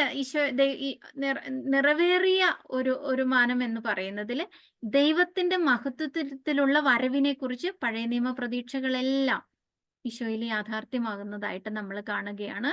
അതുപോലെ തന്നെ ഈശോയിൽ വിശ്വസിക്കുന്നവൻ ഇപ്പോൾ തന്നെ ജീവനുണ്ട് എന്ന് നമ്മൾ മനസ്സിലാക്കുന്നുണ്ട്, അല്ലെ? ഇപ്പോൾ തന്നെ അത് റിയലൈസ്ഡ് ആണ്. അതുപോലെ ഞങ്ങൾ അവന്റെ മഹത്വം ദർശിച്ചു, ദൈവത്തിന്റെ അന്ത്യ ഇടപെടലാകുന്ന വിധി ഈശോയിൽ സന്നിഹിതമായി. ഇതാണ് ശിക്ഷാവിധി. പ്രകാശം ലോകത്തിലേക്ക് വന്നു, വിശ്വസിക്കാൻ തയ്യാറാകാത്തവർ ശിക്ഷയ്ക്ക് വിധിക്കപ്പെട്ടു. അപ്പോൾ ഇവിടെ റിയലൈസ്ഡ് എസ്കറ്റോളജിയാണ് നമ്മൾ കാണുന്നത്. എന്നാൽ അതേ സമയത്ത് ഫ്യൂച്ചറിസ്റ്റിക് എസ്കറ്റോളജി ഉണ്ട്. ഇതിന്റെ എല്ലാം പൂർണ്ണത, നിത്യജീവൻ നമുക്കിവിടെ സ്വന്തമാക്കാമെങ്കിലും ഇതിന്റെ പൂർണ്ണത എന്ന് പറയുന്നത് വരാനിരിക്കുന്നതേ ഉള്ളൂ എന്നുള്ളതാണ്. ഞാനാണ് പുനരുത്ഥാനവും ജീവനും, എന്നിൽ വിശ്വസിക്കുന്നവൻ മരിച്ചാലും ജീവിക്കുമെന്നുള്ളതിൽ നമ്മൾ ഇത് കാണുന്നുണ്ട്. അപ്പൊ ശാരീരിക മരണത്തിന് നിത്യജീവനെ നശിപ്പിക്കാനായിട്ട് സാധിക്കുകയില്ല. പക്ഷെ മരണത്തിനു ശേഷം അതിനൊരു പൂർണ്ണത കൈവരുന്നതായിട്ട് ഈ സുവിശേഷത്തിൽ നമ്മൾ കാണുകയാണ്. അതാണ് എസ്കറ്റോളജിക്കലായിട്ടുള്ള വിശുദ്ധ യോഹന്നാന്റെ കാഴ്ചപ്പാട് എന്ന് പറയുന്നത്. 5-ാമതായി നമ്മൾ കാണുന്നത് പരിശുദ്ധാത്മ വിജ്ഞാനീയമാണ്. പരിശുദ്ധാത്മ വിജ്ഞാനീയം എന്ന് പറയുമ്പോൾ വിശുദ്ധ ഗ്രന്ഥത്തിലെ റൂഹ വിജ്ഞാനീയത്തിന്റെ പൂർണ്ണതയാണ് എന്ന് പറഞ്ഞാൽ പരിശുദ്ധാത്മാവിനെ പറ്റി ഏറ്റവും മനോഹരമായിട്ട് അവതരിപ്പിക്കുന്നത് നമ്മൾ വിശുദ്ധ യോഹന്നാന്റെ സുവിശേഷത്തിലാണ് കാണുന്നത്. കാറ്റ്, ജലം, പ്രാവ് തുടങ്ങിയ പ്രതീകങ്ങൾ അങ്ങനെ പരിശുദ്ധാത്മാവിനെ അവതരിപ്പിച്ചിട്ട് നമ്മൾക്ക് 13-ാം അധ്യായം കഴിഞ്ഞ് 14-15 അധ്യായങ്ങളിലേക്കൊക്കെ വരുമ്പോഴേക്കും നമ്മളോടൊപ്പമുള്ള ഒരു സമ്പൂർണ്ണ വ്യക്തിയെ പോലെയാണ് പരിശുദ്ധാത്മാവിനെ അവതരിപ്പിക്കുന്നത്. അത് പാറക്കിലേത്ത എന്ന് പറയുന്നത് ശരിക്കും ഒരു വ്യക്തിയാണ്. ഇപ്പം വളരെ സ്നേഹബന്ധത്തിലേക്ക് പ്രവേശിക്കാൻ സാധിക്കുന്ന തരത്തിൽ പരിശുദ്ധാത്മാവിനെ അവതരിപ്പിക്കുകയാണ് യോഹന്നാൻ ശ്ലീഹ. അപ്പൊ പരിശുദ്ധാത്മാവുമായി ഈശോയിൽ വിശ്വസിക്കുന്നവർ ഏർപ്പെടാൻ പോകുന്ന ആത്മബന്ധത്തിന്റെ ഊഷ്മളതയാണ് നമ്മളിവിടെ കണ്ടെത്തുന്നത്. മനോഹരമായിട്ടുള്ള ഒരു പരിശുദ്ധാത്മ ദൈവശാസ്ത്രം നമുക്ക് വിശുദ്ധ യോഹന്നാന്റെ സുവിശേഷത്തില് കാണാം. സമവീക്ഷണ സുവിശേഷങ്ങളെ അനുസരിച്ചിട്ട് ഏറ്റവും വ്യക്തമായിട്ട് സംസാരിക്കുന്നത് ഈ ഒരു സുവിശേഷമാണ്. അതുകൊണ്ട് തന്നെ സഭാപിതാക്കന്മാര് യോഹന്നാന്റെ സുവിശേഷത്തെ അരൂപിയുടെ സുവിശേഷം എന്ന് വിളിക്കാറുണ്ട്. ഇനി നമ്മൾ ഈ സുവിശേഷത്തിന്റെ ഘടനയിലേക്ക് കടക്കുകയാണ്. ഘടന എന്ന് പറയുമ്പോൾ സുവിശേഷത്തെ നമുക്ക് എങ്ങനെയൊക്കെ ഒന്ന് ഭാഗങ്ങളായിട്ട് കാണാം. നമ്മളുടെ പഠനത്തിന് നമ്മളെ സഹായിക്കും, അതിന്റെ തിയോളജി മനസ്സിലാക്കാൻ നമ്മളെ സഹായിക്കും, ദൈവശാസ്ത്ര ചിന്തകൾ മനസ്സിലാക്കാൻ, അതിന്റെ ഒരു പ്രൊസീഡിങ്സ് എങ്ങനെയാണ്, അതിന്റെ പ്രോഗ്രഷൻ എങ്ങനെയാണെന്നൊക്കെ മനസ്സിലാക്കാനായിട്ട് നമ്മളെ സുവിശേഷങ്ങളുടെ ഘടനകൾ സഹായിക്കാറുണ്ട്. ഇപ്പൊ ഇവിടെ നമുക്ക് 2 മെയിൻ പാർട്ടുകളാണുള്ളത് ഈ സുവിശേഷത്തിന്. അടയാളങ്ങളുടെ പുസ്തകമെന്നും മഹത്വത്തിന്റെ പുസ്തകമെന്നും. അതിനൊരു ആമുഖമുണ്ട്, ഒരനുബന്ധമുണ്ട്. അത്രേ ഉള്ളൂ. 1-ാം അധ്യായം 1 മുതൽ 18 വരെയുള്ള വചനഗീതം, അല്ലെ, ലോഗോസ് ഹിം എന്നൊക്കെ നമ്മൾ പറയുന്ന ആ വചനത്തെ പറ്റിയുള്ള ആ ഗീതം, അതാണ് സുവിശേഷത്തിന്റെ ആമുഖം. ഇനി 20-ാം അധ്യായം അല്ല കേട്ടോ, രാവിലെ ഞാനത് തെറ്റിച്ച് പറഞ്ഞു. അധ്യായം 21 അനുബന്ധമായിട്ട് വരുന്നത്. നമ്മുടെ പുസ്തകത്തിൽ അത് തെറ്റായിരിക്കും കിടക്കുന്നത്, നിങ്ങളത് തിരുത്തണം. 21-ാം അധ്യായം 1 മുതൽ 25 വരെയുള്ളത് അനുബന്ധമാണ്. ഇതിന്റെ ഇടയിൽ ഈ സുവിശേഷത്തിന്റെ 2 പ്രധാനപ്പെട്ട ഭാഗങ്ങൾ. 1-ാം അധ്യായം 19 മുതൽ 12-ാം അധ്യായം 50 വരെയുള്ളതിനെ അടയാളങ്ങളുടെ പുസ്തകമെന്നും, കാരണം ഈശോ ചെയ്ത 7 അടയാളങ്ങൾ ഇതിനകത്ത് വരുന്നുണ്ട്. ഈശോ ചെയ്യുന്ന കാര്യങ്ങളെല്ലാം അടയാളങ്ങളായിട്ടാണ് ഈ സുവിശേഷം പറയുന്നത്. ഇനി 2-ാമത്തെ ഭാഗം എന്ന് പറയുന്നത് 13-ാം അധ്യായം 1 മുതൽ 20-ാം അധ്യായം 31 വരെയുള്ള വാക്യങ്ങൾ. ഇത് മഹത്വത്തിന്റെ പുസ്തകം എന്ന് പറയുന്നു. ഈ ഒരു ഡിവിഷൻ നമുക്ക് തന്നിരിക്കുന്നത് സത്യത്തില് റെയ്മണ്ട് ഡി ബ്രൗൺ എന്ന് പറയുന്ന ഒരു സുവിശേഷ പണ്ഡിതനാണ്. യോഹന്നാൻ സുവിശേഷത്തിലെ ഏറ്റവും അറിയപ്പെടുന്ന ആധികാരികമായിട്ട് കമന്ററി എഴുതിയിട്ടുള്ള ആളാണ് റെയ്മണ്ട് ഡി ബ്രൗൺ എന്ന് പറയുന്ന പണ്ഡിതൻ. അപ്പൊ അദ്ദേഹം നൽകിയിരിക്കുന്ന ഒരു ഘടനയാണിത്. ഓരോ യോഹന്നാന്റെ സുവിശേഷത്തെ പഠിക്കുന്ന എല്ലാവരും അവരവരുടേതായ രീതിയിൽ ഈ ഘടനകളെ മനസ്സിലാക്കാറുണ്ട്. അപ്പോ ഞാൻ എൻ്റെ തീസിസ് എഴുതിയപ്പോൾ എനിക്ക് മറ്റൊരു ഘടനയാണ് തോന്നിയത്. ഞാൻ അങ്ങനെയാണ് ആർഗ്യൂ ചെയ്തിരിക്കുന്നത്. പക്ഷെ നമുക്ക് പഠിക്കാൻ എളുപ്പത്തിന് നമുക്ക് ഈ ഒരു ചെറുതായിട്ടുള്ള ഈ വിഭജനമാണ്. പക്ഷെ അതിൽ തന്നെ വളരെയേറെ അർത്ഥങ്ങളുണ്ട് ഈ ഒരു ഡിവിഷനിൽ. അപ്പൊ ഇങ്ങനെയാണ് നമ്മൾ മനസ്സിലാക്കുന്നത്. നിങ്ങൾ ഓർത്തിരിക്കുക, റെയ്മണ്ട് ഡി ബ്രൗൺ എന്ന് പറയുന്ന യോഹന്നാൻ പണ്ഡിതനെ ഓർക്കുക. അദ്ദേഹം നമുക്ക്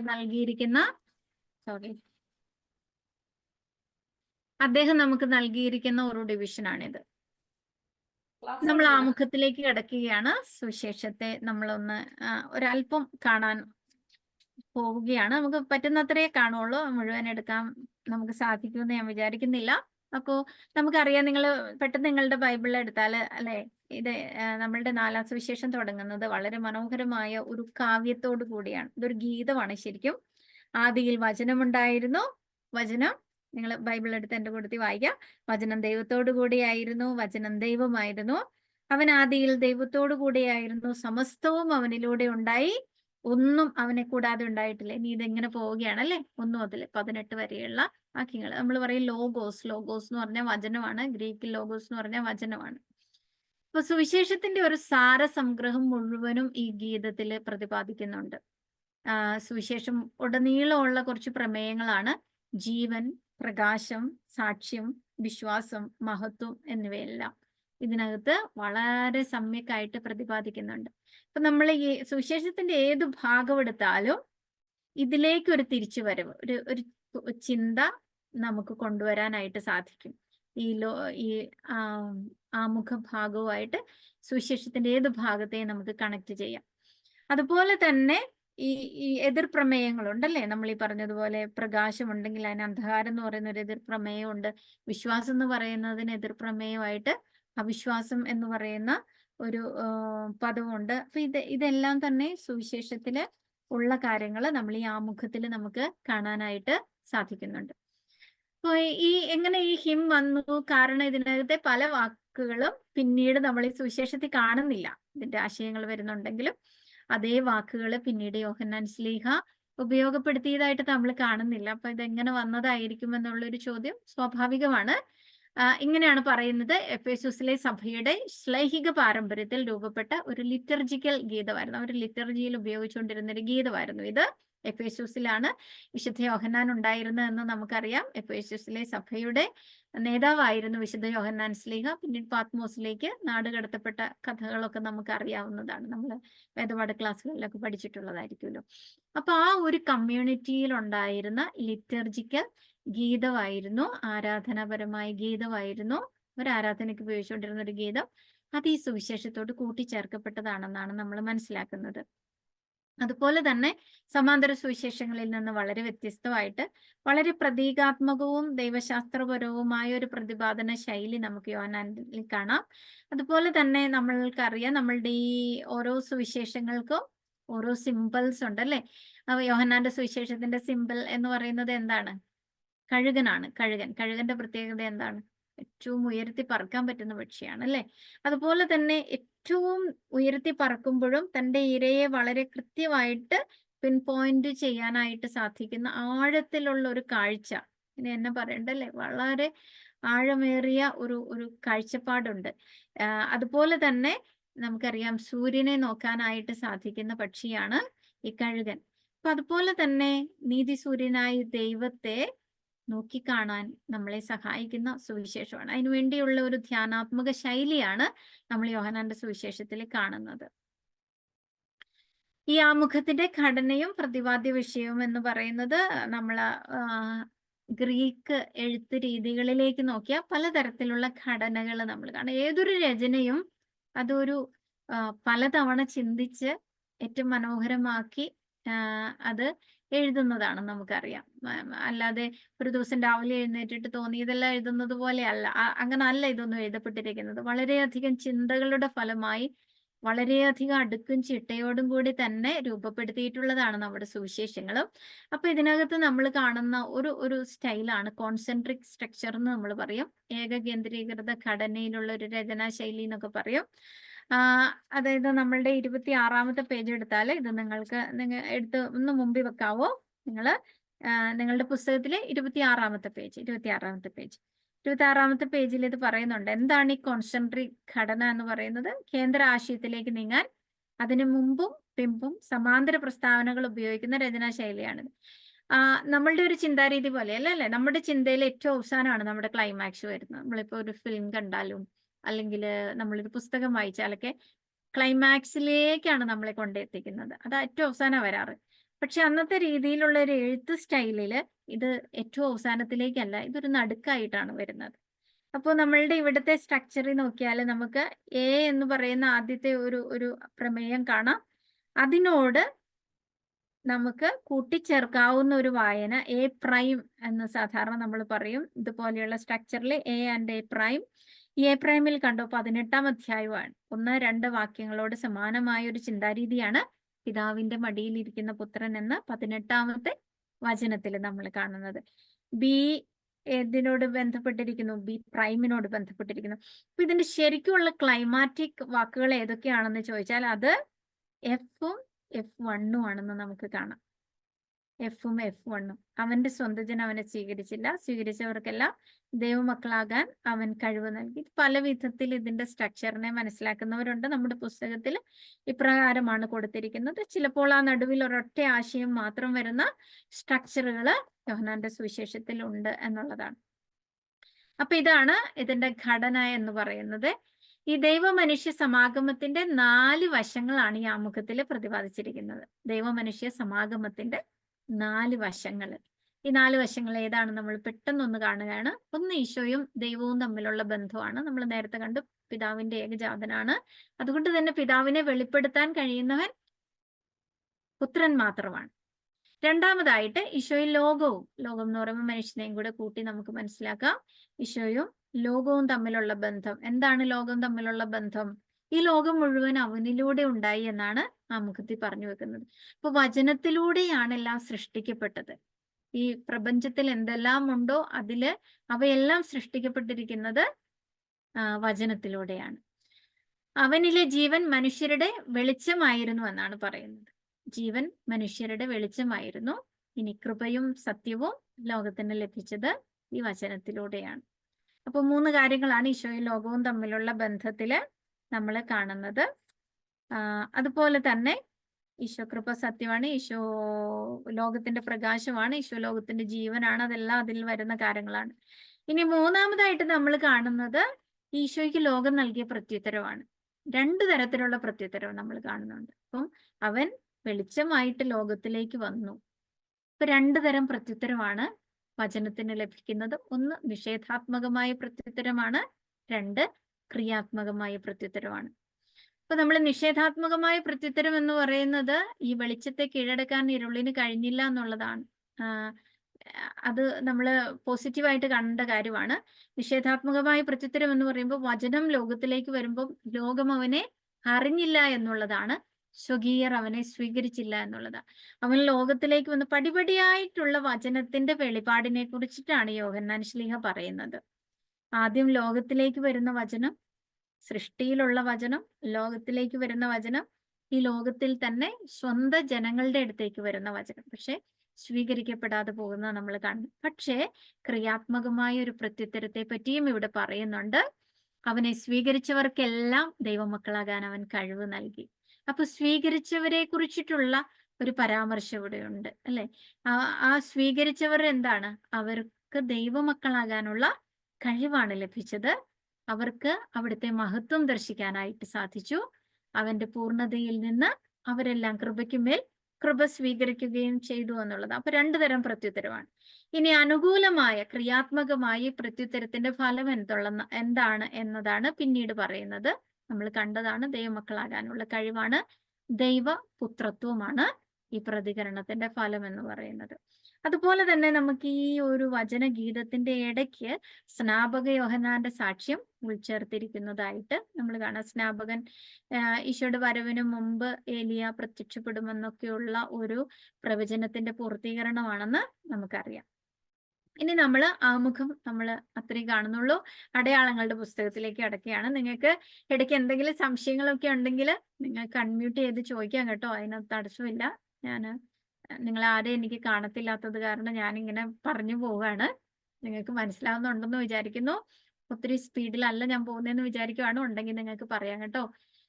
അപ്പൊ നമ്മൾ അടയാളങ്ങളുടെ പുസ്തകത്തിലേക്ക് കടക്കുകയാണ്. അടയാളങ്ങളുടെ പുസ്തകം എന്ന് പറയുന്നത് 1-ാം അധ്യായം 19-ാം വാക്യം മുതൽ 12-ാം അധ്യായം 50-ാം വാക്യം വരെയുള്ളതാണ്. 19 മുതൽ നമുക്കറിയാം. 18 കഴിഞ്ഞാൽ തൊട്ട് പിന്നാലെ ഈശോ ആദ്യ ശിഷ്യരെ കുറിച്ചിട്ടുള്ള പരാമർശങ്ങളിൽ കൂടെ നമ്മൾ കടന്നു പോവുകയാണ്. അപ്പൊ അനുകൂലമായ ഒരു പ്രത്യുത്തരം തുടങ്ങുന്നത് മുതലാണ് നമ്മുടെ സുവിശേഷം ആരംഭിക്കുന്നത്. ഈ സുവിശേഷത്തിലെ 7 അടയാളങ്ങളാണ് യോഹന്നാൻ രേഖപ്പെടുത്തുന്നത്. ഈ 7 എന്ന് പറയുന്നത് നമുക്കറിയാം ഒരു പൂർണ്ണസംഖ്യയാണ്, അല്ലെ? ഇപ്പൊ വെളിപാടിന്റെ പൂർണ്ണത ഈശോയിലാണ് എന്നുള്ള ഒരു ആശയം ഇവിടെ വരുന്നുണ്ട്. 7 അടയാളങ്ങൾ ഏതൊക്കെയാണ്? 7 അടയാളങ്ങൾ. 1 കാനായിലെ കല്യാണമാണ്. 2 ശതാധിപന്റെ ഭൃത്യന് സൗഖ്യം നൽകുന്നതാണ്. 4-ാം അധ്യായത്തിൽ നമ്മൾ കാണും. 3-ാമത്തത് ബെത്സൈദയിലെ രോഗശാന്തിയാണ്. 5-ാം അധ്യായത്തിൽ നമ്മൾ കാണും. അപ്പം വർദ്ധിപ്പിക്കുന്നത് 6-ാം അധ്യായത്തില്. കടലിന് മീതെ നടക്കുന്നതും 6-ാം അധ്യായത്തിലാണ് നമ്മൾ കാണുന്നത്. പിന്നീട് കുരുടന് സൗഖ്യം നൽകുന്നതാണ് 6-ാമത്തെ അടയാളം. 9-ാം അധ്യായത്തിൽ നമ്മൾ കാണും. 7-ാമത്തെ അടയാളം എന്ന് പറയുന്നത് ഒരു ക്ലൈമാറ്റിക് സൈനാണ്, അതായത് ലാസറിനെ ഉയർപ്പിക്കുന്നത്. നമുക്കറിയാം ഈ സമാന്തര സുവിശേഷങ്ങളിൽ നിന്നും യോഹന്നാന്റെ സുവിശേഷത്തെ വ്യത്യസ്തമാക്കുന്ന ഒരു കാര്യം എന്ന് പറയുന്നത്, യോഹന്നാൻ ഈശോയുടെ സുവിശേഷത്തിൽ ഈശോയുടെ അത്ഭുതങ്ങളെ, യോഹന്നാന്റെ സുവിശേഷത്തിൽ നമ്മൾ കാണുന്നത് ഈ അത്ഭുതങ്ങളെ അടയാളങ്ങളായിട്ട് വിശേഷിപ്പിക്കുന്നതാണ്. അത്ഭുതങ്ങളെ അത്ഭുതങ്ങളായിട്ടല്ല, മറിച്ച് അതിനെ അടയാളങ്ങളായിട്ടാണ്. നമ്മൾ സമാന്തര സുവിശേഷങ്ങളിലേക്ക് നോക്കുകയാണെങ്കിൽ ഈ അത്ഭുതങ്ങളിൽ കൂടി വെളിവാകുന്നത് ഈശോയുടെ ശക്തിയാണ്. എന്നാൽ നമ്മൾ യോഹന്നാന്റെ സുവിശേഷത്തിലേക്ക് നോക്കുമ്പോൾ ഈ അത്ഭുതങ്ങൾ അടയാളങ്ങളാണ് എന്ന് പറഞ്ഞാൽ ഇത് അത്ഭുതത്തിൽ നിന്നും നമ്മളെ മറ്റൊരു യാഥാർത്ഥ്യത്തിലേക്ക് കൊണ്ടുപോകുന്ന കാര്യമാണ്. അപ്പൊ ഇത് ദൈവത്തിന്റെ രക്ഷാകര പ്രവർത്തനത്തിന്റെ പ്രതിഫലനങ്ങളാണ് എന്ന് നമുക്ക് മനസ്സിലാക്കാം. നമ്മൾ ഒന്നാമത്തെ അത്ഭുതം കാണുകയാണ്, കാനായിലെ വിവാഹ വിരുന്നാണ്. ഇത് അടയാളങ്ങളുടെ ആരംഭമായിട്ടാണ് യോഹന്നാൻ ശ്ലീഹ നൽകുന്നത്. ഇത് ഒരു മിശിഹ കേന്ദ്രീകൃതമായ അടയാളമാണ്. അതായത് നമ്മള് പലതരത്തിൽ ഇതിനെ വ്യാഖ്യാനിക്കാറുണ്ടല്ലേ. പരിശുദ്ധ അമ്മയെ പറ്റിയുള്ള വ്യാഖ്യാനങ്ങൾ നമുക്ക് കിട്ടാറുണ്ട്. വിവാഹം എന്ന കൂദാശയായിട്ട് വ്യാഖ്യാനിക്കുന്നവരുണ്ട്. ഒരുപാട് തരത്തില് ഈ ഒരു അത്ഭുതത്തെ, ഈ ഒരു അടയാളത്തെ വ്യാഖ്യാനിച്ചിട്ടുണ്ട്. പക്ഷെ ഇതിന്റെ സത്ത എന്ന് പറയുന്നത് അത് മിശിഹ കേന്ദ്രീകൃതമായ ഒരു അടയാളമാണ് എന്നുള്ളത്. ഈശോ ആരാണെന്ന് വെളിപ്പെടുത്തുന്ന ആദ്യത്തെ അടയാളമാണ്. ഇതില് ഈശോ പറയുന്നുണ്ടല്ലേ, എന്റെ സമയം ഇനിയും ആയിട്ടില്ല. സമയം എന്ന് പറയുന്നതും വിശുദ്ധ യോഹന്നാന്റെ സുവിശേഷത്തിൽ വളരെയധികം അർത്ഥതലങ്ങൾ ഉൾക്കൊള്ളുന്ന ഒരു പദമാണ്. സമയം എന്ന് പറയുന്നത്, സമയം രണ്ട് തരത്തിലുള്ള സമയങ്ങളെ പറ്റി നമുക്ക് ഗ്രീക്കിൽ കാണാൻ പറ്റും. ഒന്ന് ക്രോണോസ് ആണ്. ക്രോണോസ് എന്ന് പറയുന്നത് കാലാനുക്രമമായ സമയമാണ്. ഇപ്പൊ ഇന്ന് നേരം വെളുത്തു, ഉച്ചയായി, വൈകുന്നേരമായി, ഇതൊരു കാലാനുക്രമമായ സമയമാണ്. പക്ഷെ കൈറോസ് എന്ന് പറയുന്നത് ഈ കാലാനുക്രമമായ സമയത്തിനിടയ്ക്ക് പോലും വരാവുന്ന ഒരു സമയമാണ്. അത് ദൈവത്തിന്റെ സമയമാണ്. കൈറോസ് എന്ന് പറയുന്ന പദം ദൈവത്തിന്റെ സമയത്തെയാണ് സൂചിപ്പിക്കുന്നത്. അപ്പം ഈശോയുടെ സമയം എന്ന് പറയുന്നത് ദൈവത്തിന്റെ സമയമായിട്ടാണ് ഈ സുവിശേഷത്തില് രേഖപ്പെടുത്തിയിരിക്കുന്നത്. ഈശോ എന്റെ സമയമായിട്ടില്ല അല്ലെങ്കിൽ എന്റെ സമയം ആയി എന്ന് പറയുന്നിടത്ത് ദൈവത്തിന്റെ സമയം, അപ്പോയിന്റഡ് ടൈം ആയി എന്നുള്ളതാണ് നമ്മൾ കാണുന്നത്. ഈ സമയം എന്ന് പറയുമ്പോൾ ഈശോയുടെ മരണത്തെയും ഉത്ഥാനത്തെയും ഒക്കെ കുറിക്കുന്ന, സഹന മരണങ്ങളെയൊക്കെ കുറിക്കുന്നതാണ് എന്ന് നമുക്ക് അറിയാം. ഇനി ഈ ഒരു അത്ഭുതത്തില്, അടയാളത്തില് പരിശുദ്ധ അമ്മയെ രണ്ടാം ഹവ്വയായിട്ടാണ്, സ്ത്രീയെ എന്ന സംബോധന ശരിക്കും നമ്മളെ കൊണ്ടുചെന്നെത്തിക്കുന്നത് ഉൽപ്പത്തിയുടെ പുസ്തകം 3-ാം അധ്യായം 15-ാം വാക്യത്തില് നൽകപ്പെട്ടിട്ടുള്ള ആ വാഗ്ദാനത്തിലേക്കാണ്. അങ്ങനെ സ്ത്രീ എന്ന സംബോധനയിൽ നമ്മൾ രണ്ടാം ഹവ്വയായി മറിയത്തെ ചിത്രീകരിക്കുന്നതാണ്. പരിശുദ്ധ അമ്മയെ ഈ സുവിശേഷത്തില് അവതരിപ്പിച്ചിരിക്കുന്നത് വളരെ മഹത്വീകരിക്കപ്പെട്ട ഒരു അവസ്ഥയിലാണ്. എന്ന് പറഞ്ഞു കഴിഞ്ഞാൽ നമ്മള് സമാന്തര സുവിശേഷങ്ങളിലേക്ക് നോക്കുമ്പോൾ പരിശുദ്ധ അമ്മ ഈശോയെ മനസ്സിലാക്കാൻ പറ്റാതെ വിഷമിക്കുന്ന ഒരു വ്യക്തി പോലെ നമുക്ക് തോന്നാം. അതായത് ഈശോയെ പിടിച്ചുകൊണ്ട് പോകാൻ വരുന്ന സഹോദരന്മാരുടെ കൂട്ടത്തിലൊക്കെ പരിശുദ്ധ അമ്മ വരുന്നതും ഒക്കെ നമ്മൾ കാണുന്നുണ്ട്. പക്ഷേ യോഹന്നാന്റെ സുവിശേഷത്തിൽ വളരെ കമ്പോസ്ഡ് ആയിട്ടുള്ള ഒരു പേഴ്സണാലിറ്റിയാണ് പരിശുദ്ധ അമ്മയെ ചിത്രീകരിക്കുന്നത്. കാനായിൽ തുടങ്ങി കാൽവരി വരെ തന്റെ പുത്രനെ അനുഗമിച്ച ഒരമ്മയാണ് നമ്മൾ കാണുന്നത്. കാൽവരിയിലും ആ അമ്മ തകർന്നു പോകാതെ നിൽക്കുന്നുണ്ട്. ആ അമ്മയെ ആരെ ഏൽപ്പിച്ചിട്ടാണ് ഈശോ പോകുന്നത്? യോഹന്നാനെ ഏൽപ്പിച്ചിട്ടാണ് ഈശോ ഈ ലോകത്തിൽ നിന്നും കടന്നു പോകുന്നത്. എന്ന് പറഞ്ഞാൽ ഈശോ മരിക്കുന്നത്. അപ്പൊ ഈശോയുടെ ഈ നീണ്ട രക്ഷണീയ കർമ്മത്തില് പരിശുദ്ധ അമ്മ സഹകാരിയായി എന്ന് നമുക്ക് വ്യക്തമാക്കി തരുന്ന ഒരു സുവിശേഷ ഭാഗം കൂടിയാണ് ഈ കാനായിലെ കല്യാണം എന്ന് പറയുന്നത്. അതിനുശേഷം യോഹന്നാൻ ശ്ലീഹ അവതരിപ്പിക്കുന്നത് ഈ ദേവാലയ ശുദ്ധീകരണമാണ്. ദേവാലയ ശുദ്ധീകരണത്തെ പറ്റി നമ്മൾ ചിന്തിക്കുമ്പോൾ സമാന്തര സുവിശേഷങ്ങളിലേക്ക് നോക്കുകയാണെങ്കിൽ നിങ്ങൾ വായിച്ചിട്ടുള്ളപ്പോൾ ശ്രദ്ധിച്ചിട്ടുണ്ടോ എന്ന് എനിക്കറിയത്തില്ല. ഏറ്റവും അവസാനമാണ് ഈ ജെറൂസലേം ദേവാലയം ശുദ്ധീകരിക്കുന്നത് തന്നിരിക്കുന്നത്. പക്ഷെ യോഹന്നാന്റെ സുവിശേഷത്തില് ഈ ശുദ്ധീകരണം ആദ്യത്തെ ഭാഗത്ത് തന്നെയാണ് തന്നിരിക്കുന്നത്, 2-ാം അധ്യായത്തിൽ അല്ലെ. അപ്പോ അതെന്തുകൊണ്ടാണ് ഈ സുവിശേഷകൻ ഇങ്ങനെ നൽകുന്നത് എന്നത് വളരെ പ്രധാനപ്പെട്ടതാണ്. സമാന്തര സുവിശേഷങ്ങളിലേക്ക് നോക്കുമ്പോൾ ഈശോയുടെ മരണത്തിലേക്ക് ഈശോയെ നയിക്കുന്നത് ഈശോ ജെറൂസലേം ദേവാലയത്തിൽ ചെയ്ത പ്രവൃത്തിയാണ്.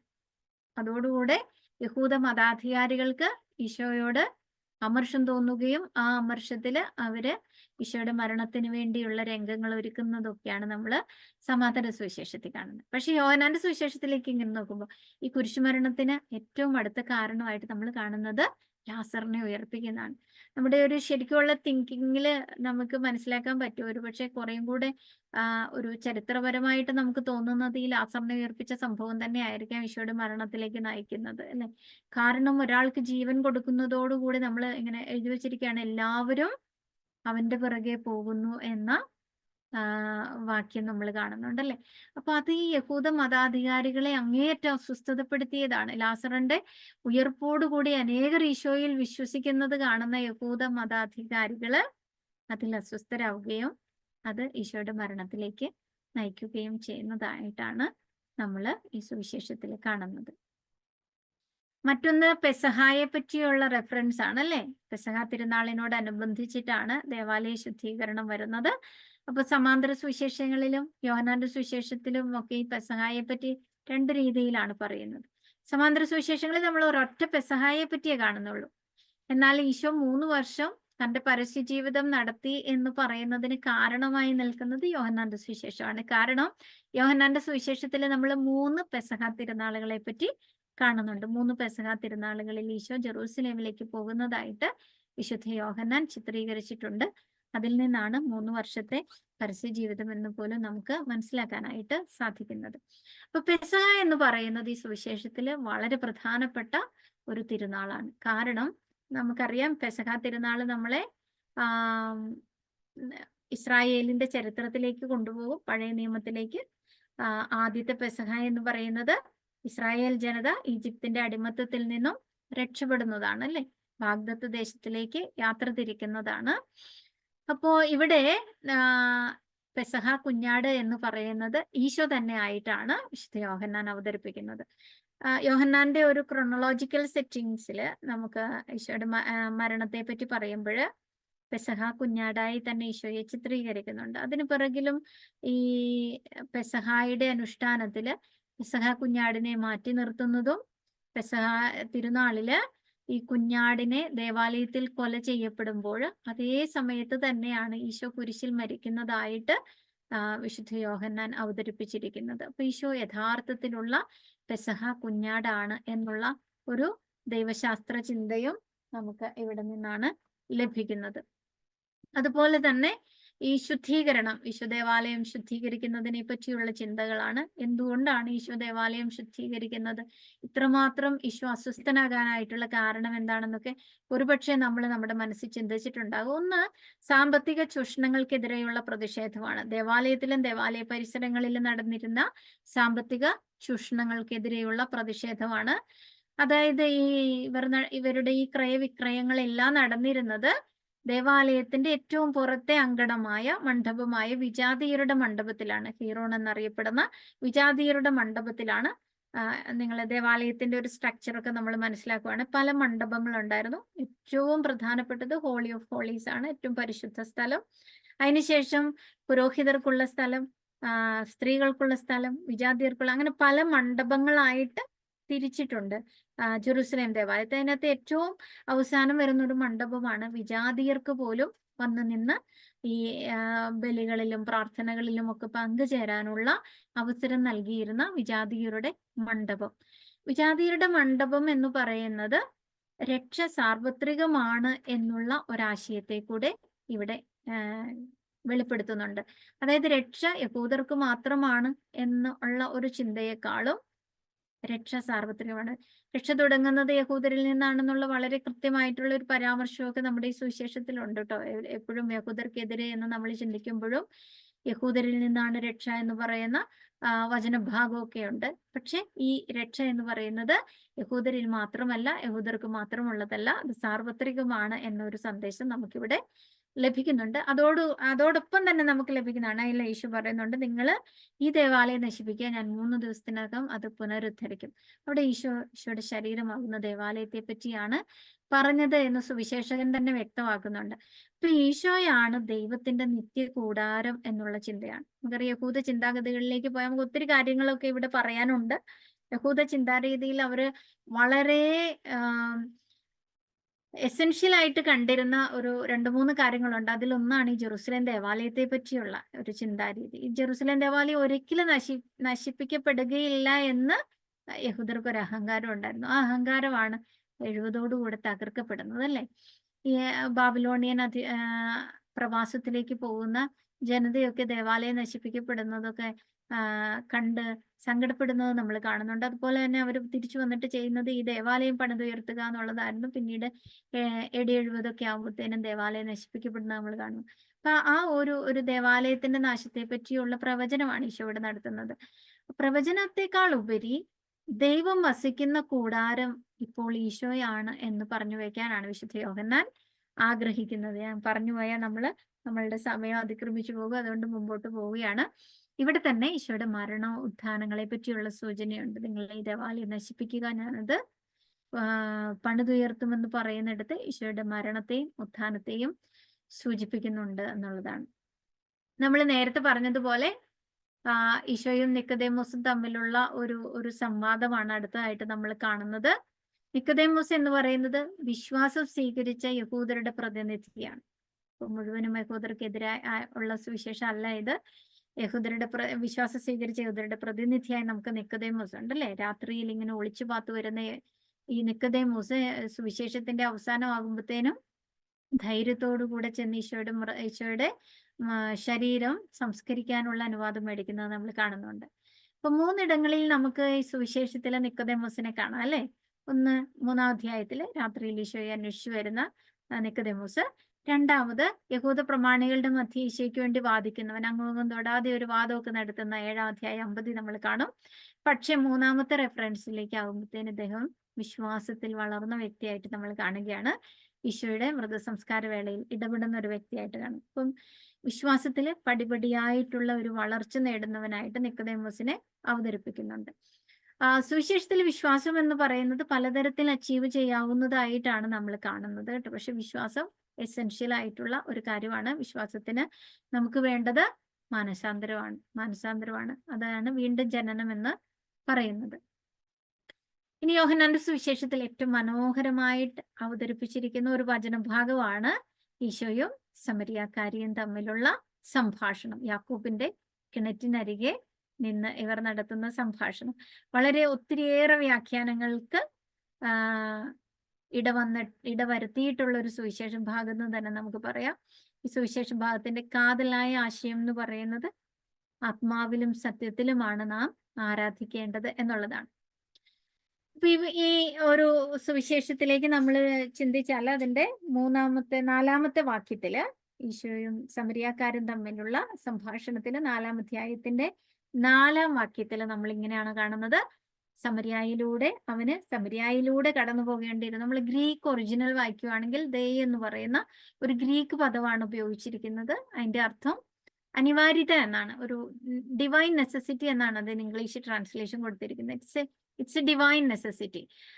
അതായത് യഹൂദരും സമരിയാക്കാരും തമ്മിൽ ശത്രുതയായിരുന്നു എന്ന് നമ്മൾ വചനത്തിൽ നിന്ന് മനസ്സിലാക്കുന്നുണ്ടല്ലേ. ഈ ശത്രുത എങ്ങനെ ഉടലെടുത്താണെന്ന് ചോദിച്ചു കഴിഞ്ഞാൽ നമ്മൾ വീണ്ടും ഇസ്രായേലിന്റെ ചരിത്രത്തിലേക്ക് തിരിച്ചു ചെന്ന് ചിന്തിച്ചാല് 721 അസീറിയൻ പ്രവാസത്തിലേക്ക് വടക്കൻ രാജ്യം, വടക്കൻ ജനത പോകുമ്പോൾ നമുക്കറിയാം ഇസ്രായേല് 2ആയിട്ട് വേർതിരിക്കപ്പെട്ടിരുന്നല്ലേ. ഇസ്രായേൽ എന്നും യൂദയ എന്നും വിഭജിക്കപ്പെട്ടിരുന്നു. അപ്പൊ ഈ 721 അസീറിയക്കാർ ഇസ്രായേലിനെ ആക്രമിച്ച് കീഴടക്കിയപ്പോൾ അവരുടെ ഒരു അജണ്ടയായിരുന്നു ഈ മിശ്ര വിവാഹം നടത്തി അവരെവിടെയൊക്കെ കീഴടക്കുന്നു ആ പ്രദേശങ്ങളെയൊക്കെ അവരുടേതാക്കുക എന്നൊരു തന്ത്രം. അപ്പോൾ അവിടെയുള്ള ഇസ്രായേൽക്കാര് ഈ വിജാതീയരുമായിട്ട് ഇടപഴകി ഒരു സങ്കരവർഗം അവിടെ രൂപപ്പെട്ടു എന്നുള്ളതാണ്. അപ്പൊ അവര് വിജാതീയരുമായിട്ടുള്ള ഇടപഴകലിൽ നിന്നും ഇവർ തമ്മിലുള്ള മിശ്രണം വഴി വംശശുദ്ധി നഷ്ടപ്പെട്ടവരായിട്ടാണ് ഇവരെ കണക്കാക്കിയിരുന്നത്. അതുകൊണ്ട് തന്നെ ഇവരുമായിട്ടുള്ള സംസർഗം എപ്പോഴും യഹൂദർ ഒഴിവാക്കിയിരുന്നു. ഈ ഗലീലയിലേക്ക് പോകാനുള്ള ഏറ്റവും എളുപ്പ വഴി, ഈ യൂദായിൽ നിന്ന് ഗലീലയിലേക്ക് പോകാനുള്ള ഏറ്റവും എളുപ്പ വഴി എന്ന് പറയുന്നത് സമരിയായിൽ കൂടെ കടന്നു പോവുക എന്നതായിരുന്നെങ്കിൽ കൂടി അവരൊരിക്കലും ആ വഴി തിരഞ്ഞെടുത്തിരുന്നില്ല. പകരം അവർ ജോർദാൻ നദിയൊക്കെ ക്രോസ് ചെയ്ത് കടന്നു പോവുകയാണ് ചെയ്തുകൊണ്ടിരുന്നത്. പക്ഷെ ഈശോ ഇവിടെ ഈ ഒരു റൂട്ട് തിരഞ്ഞെടുക്കുന്നത് ഒരു അനിവാര്യതയായിട്ടാണ്, ദൈവത്തിന്റെ അനിവാര്യതയായിട്ടാണ്, ദൈവികമായ അനിവാര്യതയായിട്ടാണ് സുവിശേഷം നമ്മളോട് പറയുന്നത്. ഈ അനിവാര്യത എന്തിനു വേണ്ടിയുള്ളതാണ് എന്ന് ചോദിച്ചു കഴിഞ്ഞു കഴിഞ്ഞാല് അതായത് ഈ ശത്രുത എന്ന് പറയുന്ന ഒരു ആസ്പെക്ട് ഈ സ്നേഹത്തിന്റെ സുവിശേഷത്തിൽ സത്യത്തിൽ ഇല്ല. ശത്രുവായിട്ട് ആരെയും കാണുന്നില്ല. അപ്പൊ ഇവിടെ ഇവര് തമ്മിലുള്ള ഈ ശത്രുതയ്ക്കിടയ്ക്ക് ഒരു പാലം പണിയാനാണ്, സ്നേഹബന്ധത്തിന്റെ ഊഷ്മളത കൊണ്ടുവരാൻ വേണ്ടിയാണ് ഈശോ ഇവിടെ പരിശ്രമിക്കുന്നത്. ഈ ഭാഗത്തെ ഒരു റെക്കൺസിലിയേഷന്റെ ഒരു സുവിശേഷമൊക്കെ ആയിട്ട് നമുക്ക് കാണാവുന്നതാണ്. സമരിയക്കാർ ആരാണെന്നൊക്കെ ഉള്ളത് വളരെ കൃത്യം നമുക്കിവിടെ കാണാം. 3 കാര്യങ്ങളാണ് ഉണ്ടായിരുന്നത്. യഹൂദര് ജെറുസലേമിൽ ആരാധന നടത്തുമ്പോൾ സമറിയാക്കാര് ഗരീസിം കുന്നുകളിലായിരുന്നു, അല്ലെങ്കിൽ മലകളിലായിരുന്നു ആരാധിച്ചിരുന്നത്. അതുപോലെ തന്നെ അവർക്ക് സ്വന്തമായിട്ടുള്ള ഒരു തോറ പുസ്തകം ഉണ്ടായിരുന്നു. സമരിറ്റൻ പെന്ററ്റുക്ക് എന്ന് പറയുന്നത് മാത്രമാണ് അവർ ആധികാരികമായിട്ട് സ്വീകരിച്ചിരുന്നുള്ളൂ. അതുപോലെ തന്നെ യഹൂദര് മിശിഹ വരുമെന്ന് പ്രതീക്ഷിക്കുമ്പോൾ ശമരിയാക്കാര് തെഹബ് അല്ലെങ്കിൽ ഒരു പുനഃസ്ഥാപകനെ പറ്റിയുള്ള പ്രതീക്ഷകളാണ് അവര് സൂക്ഷിച്ചിരുന്നത് എന്ന് നമുക്കറിയാം. അപ്പോ ഇവിടെ ഈ വിശ്വാസധാരകൾ, അതായത് യഹൂദ വിശ്വാസവും സമരിട്ടൻ വിശ്വാസവും ഈ ജനതകളെ രണ്ടായി വേർതിരിച്ചു നിർത്തുമ്പോൾ യഥാർത്ഥ ആരാധന എന്ന് പറയുന്നത് സ്ഥലകാലബദ്ധമല്ല എന്നും ഏറ്റവും മനോഹരമായ ആരാധന എന്ന് പറയുന്നത് ആത്മാവിലും സത്യത്തിലുമുള്ള ആരാധനയാണെന്നും ഈശോ പഠിപ്പിക്കുകയാണ് ഈ ഒരു വിവരണത്തിലൂടെ. അതുപോലെ തന്നെ നമുക്കറിയാം ഈ സ്ത്രീ, യോഹന്നാന്റെ സുവിശേഷത്തിലെ എല്ലാ സ്ത്രീകളും വളരെ ബോൾഡ് ആയിട്ടുള്ള ക്യാരക്ടേഴ്സ് ആണ്. അവരെ ആരെയും നെഗറ്റീവായിട്ട് ചിത്രീകരിക്കുന്നതായിട്ട് നമ്മൾ കാണുന്നില്ല. ആകെ നമുക്ക് അങ്ങനെ ഉള്ള ഒരു സന്ദർഭം എന്ന് പറയുന്നത് യോഹന്നാന്റെ സുവിശേഷം 8-ാം അധ്യായത്തിലെ the woman caught in adultery എന്നുള്ള ഭാഗമാണ്. വ്യഭിചാരത്തിൽ പിടിക്കപ്പെട്ട സ്ത്രീ. ഒരു സുവിശേഷ ഭാഗം ഒരുപക്ഷെ നമ്മുടെ സുവിശേഷങ്ങളിലെല്ലാം അതൊരു ബ്രാക്കറ്റിലാണ് കൊടുത്തിരിക്കുന്നത് എന്നാണ് ഞാൻ മനസ്സിലാക്കുന്നത്. നിങ്ങളുടെ ബൈബിളിൽ അങ്ങനെയാണോ നോക്കുക. ചിലയിടത്ത് അല്ല കേട്ടോ, ഞാനിപ്പോ തുറന്നെടുത്തല്ല. മിക്ക ബൈബിളുകളിലും അതൊരു ബ്രാക്കറ്റിലാണ് കൊടുത്തിരിക്കുന്നത്. അതിന്റെ അർത്ഥം ഇത്രയേ ഉള്ളൂ, ഇത് ആദ്യത്തെ മാനുസ്ക്രിപ്റ്റുകളിൽ ഒന്നും യോഹന്നാന്റെ ഒരു മാനുസ്ക്രിപ്റ്റിലും കാണാത്ത ഒരു ഭാഗമാണ്. ലേറ്റർ ആയിട്ടുള്ള മാനുസ്ക്രിപ്റ്റിലേ കാണുന്നുള്ളൂ. അപ്പൊ അതൊരു ലേറ്റർ അഡീഷൻ ആണ് എന്നാണ് നമ്മൾ സാധാരണഗതിയിൽ മനസ്സിലാക്കുന്നത്. അപ്പൊ അത് ഒഴിച്ച് ബാക്കി നമ്മൾ നോക്കിയാൽ എല്ലാ സ്ത്രീ കഥാപാത്രങ്ങളെയും വളരെ മനോഹരമായിട്ടാണ് വിശുദ്ധ യോഹന്നാൻ അവതരിപ്പിച്ചിട്ടുള്ളത്. ഈ സ്ത്രീ തിരികെ പോയിട്ട് എന്താണ് ചെയ്യുന്നത്? ഒരു ഗ്രാമത്തെ മുഴുവൻ ഈശോയിലേക്ക് കൊണ്ടുവരുന്നതാണ്. ഈശോയോട് ചെല്ലുകയും അവരോടൊപ്പം താമസിക്കുകയും ചെയ്യുന്നതായിട്ട് നമ്മൾ കാണുകയാണ്. അങ്ങനെ ശത്രുതയെ ഇല്ലാതാക്കുന്ന സ്നേഹത്തിന്റെ ഒരു സന്ദേശം ഈശോ ഇവിടെ നൽകുകയാണ്. ഇനി നമ്മൾ പെട്ടെന്ന് 6-ാം അധ്യായത്തിലേക്ക് ഒന്ന് പോവുകയാണ്. 6-ാം അധ്യായം എന്ന് പറയുന്നത് ഈശോ ജീവന്റെ അപ്പം എന്നുള്ള ഒരു ഭാഗമാണ്. ഈ 6-ാം അധ്യായം എന്ന് പറയുന്നത് ഈ സുവിശേഷത്തിലെ തന്നെ ഏറ്റവും വലിയ അധ്യായമാണ്. 71 വാക്യങ്ങളുണ്ട്. ഇതിനകത്ത് തന്നെ 2 അടയാളങ്ങൾക്ക് ശേഷം ഈ പഠനം കൊടുക്കാൻ ഒരുങ്ങിയതിനും ശേഷമാണ് ഈശോ ജീവന്റെ അപ്പത്തെക്കുറിച്ചുള്ള പ്രഭാഷണം നൽകുന്നത്. ഒന്ന് ഈശോ അപ്പം വർദ്ധിപ്പിക്കുകയാണ്, 2 വെള്ളത്തിന് മീതെ നടക്കുകയാണ്. ഈ അപ്പം വർദ്ധിപ്പിക്കുന്ന അത്ഭുതം എന്ന് പറയുന്നത് എല്ലാ സുവിശേഷകരും വിവരിച്ചിരിക്കുന്ന ഒരത്ഭുതമാണ്. ഇപ്പൊ സമാന്തര സുവിശേഷങ്ങളിൽ നിന്ന് വ്യത്യസ്തമായിട്ടുള്ള ഒരു വിവരണമാണ് വിശുദ്ധ യോഹന്നാന്റേത്. കാരണം വ്യത്യസ്തമായിട്ടുള്ള ഒരു ദൈവശാസ്ത്രമാണ് യോഹന്നാൻ ശ്ലീഹ ഇവിടെ അവതരിപ്പിക്കാനായിട്ട് പരിശ്രമിക്കുന്നത്. പരിശുദ്ധ കുർബാന ആഘോഷമായിട്ട് ബന്ധപ്പെടുത്താവുന്ന ഒത്തിരി ഘടകങ്ങൾ നമുക്ക് ഈ വിവരണത്തിൽ കണ്ടെത്താനായിട്ട് സാധിക്കുന്നുണ്ട്. പരിശുദ്ധ കുർബാനയാണ് നമുക്ക് യോഹന്നാന്റെ സുവിശേഷത്തില് ഈ കുർബാന കുദാശ വചനങ്ങളൊന്നും നമ്മൾ കാണുന്നില്ല അല്ലെ. ആ സമയത്ത് നമ്മൾക്ക് കാലുകഴുകൽ ശുശ്രൂഷയാണുള്ളത്. അതുകൊണ്ട് തന്നെ യോഹന്നാന്റെ സുവിശേഷത്തിലെ പരിശുദ്ധ കുർബാനയെ പറ്റി പറയുന്നില്ല എന്ന് വ്യാഖ്യാനിക്കുന്ന പണ്ഡിതരൊക്കെ ഉണ്ട് കേട്ടോ. ഇപ്പൊ പ്രൊട്ടസ്റ്റന്റ് സഭക്കാര്, വിശ്വാസികള്, അവരൊരിക്കലും ഈ ഭാഗത്തെ വിശുദ്ധ കുർബാനയായിട്ടൊന്നും വ്യാഖ്യാനിക്കുന്നില്ല എന്ന് മനസ്സിലാക്കിയിരിക്കുക. അപ്പൊ ഈ അർപ്പം വർദ്ധിപ്പിച്ച അടയാളം എന്ന് പറയുന്നത് ജനക്കൂട്ടം ഈശോയുടെ ശക്തിയെ പറ്റി മനസ്സിലാക്കിയ ഒരു അടയാളമാണ്. അപ്പൊ അതുകൊണ്ട് തന്നെ ഇപ്പൊ ജനക്കൂട്ടം ഈശോയുടെ പുറകിൽ നിന്ന് ഈശോയെ വിട്ടുമാറാതെ നടക്കുകയാണ്. കാരണം ഇവന്റെ പുറകെ നടന്നാല് വയറ് നിറയ്ക്കാനുള്ളത് കിട്ടുമെന്ന് അവർക്കറിയാം. അപ്പൊ ഈ ഒരു തെറ്റിദ്ധാരണയെ മാറ്റി തന്റെ വ്യക്തിത്വത്തിലേക്ക് അവരെ ക്ഷണിക്കുന്നതാണ് 2-ാമത്തെ അത്ഭുതം എന്ന് പറയുന്നത്, വെള്ളത്തിന് മീതെ നടക്കുന്നത്. വെള്ളത്തിന് മീതെ നടക്കുന്ന അത്ഭുതം നമ്മളെ പഴയ ഇസ്രായേൽ ജനത ചെങ്കടൽ കടന്നതിന്റെ ഒക്കെ ഒരു സൂചനയൊക്കെ ആയിട്ട് നമുക്ക് കാണാവുന്നതാണ്. അപ്പൊ ഇവിടെ ഈശോയാകുന്ന പെസഹ കുഞ്ഞാടിന്റെ ഒരു കടന്നു പോകലിനെ ഈ വെള്ളത്തിൽ കൂടി നടക്കുന്നത് നമുക്ക് മനസ്സിലാക്കാനായിട്ട് സാധിക്കും. അതിനെ മാറ്റി നിർത്തി ഈ 2 അത്ഭുതങ്ങൾക്ക് ഈശോ ആരാണെന്ന് വെളിപ്പെടുത്തിയതിനും ശേഷമാണ് നിത്യജീവന്റെ അപ്പം എന്ന് പറയുന്ന പ്രഭാഷണത്തിലേക്ക് ഈശോ കടക്കുന്നത്.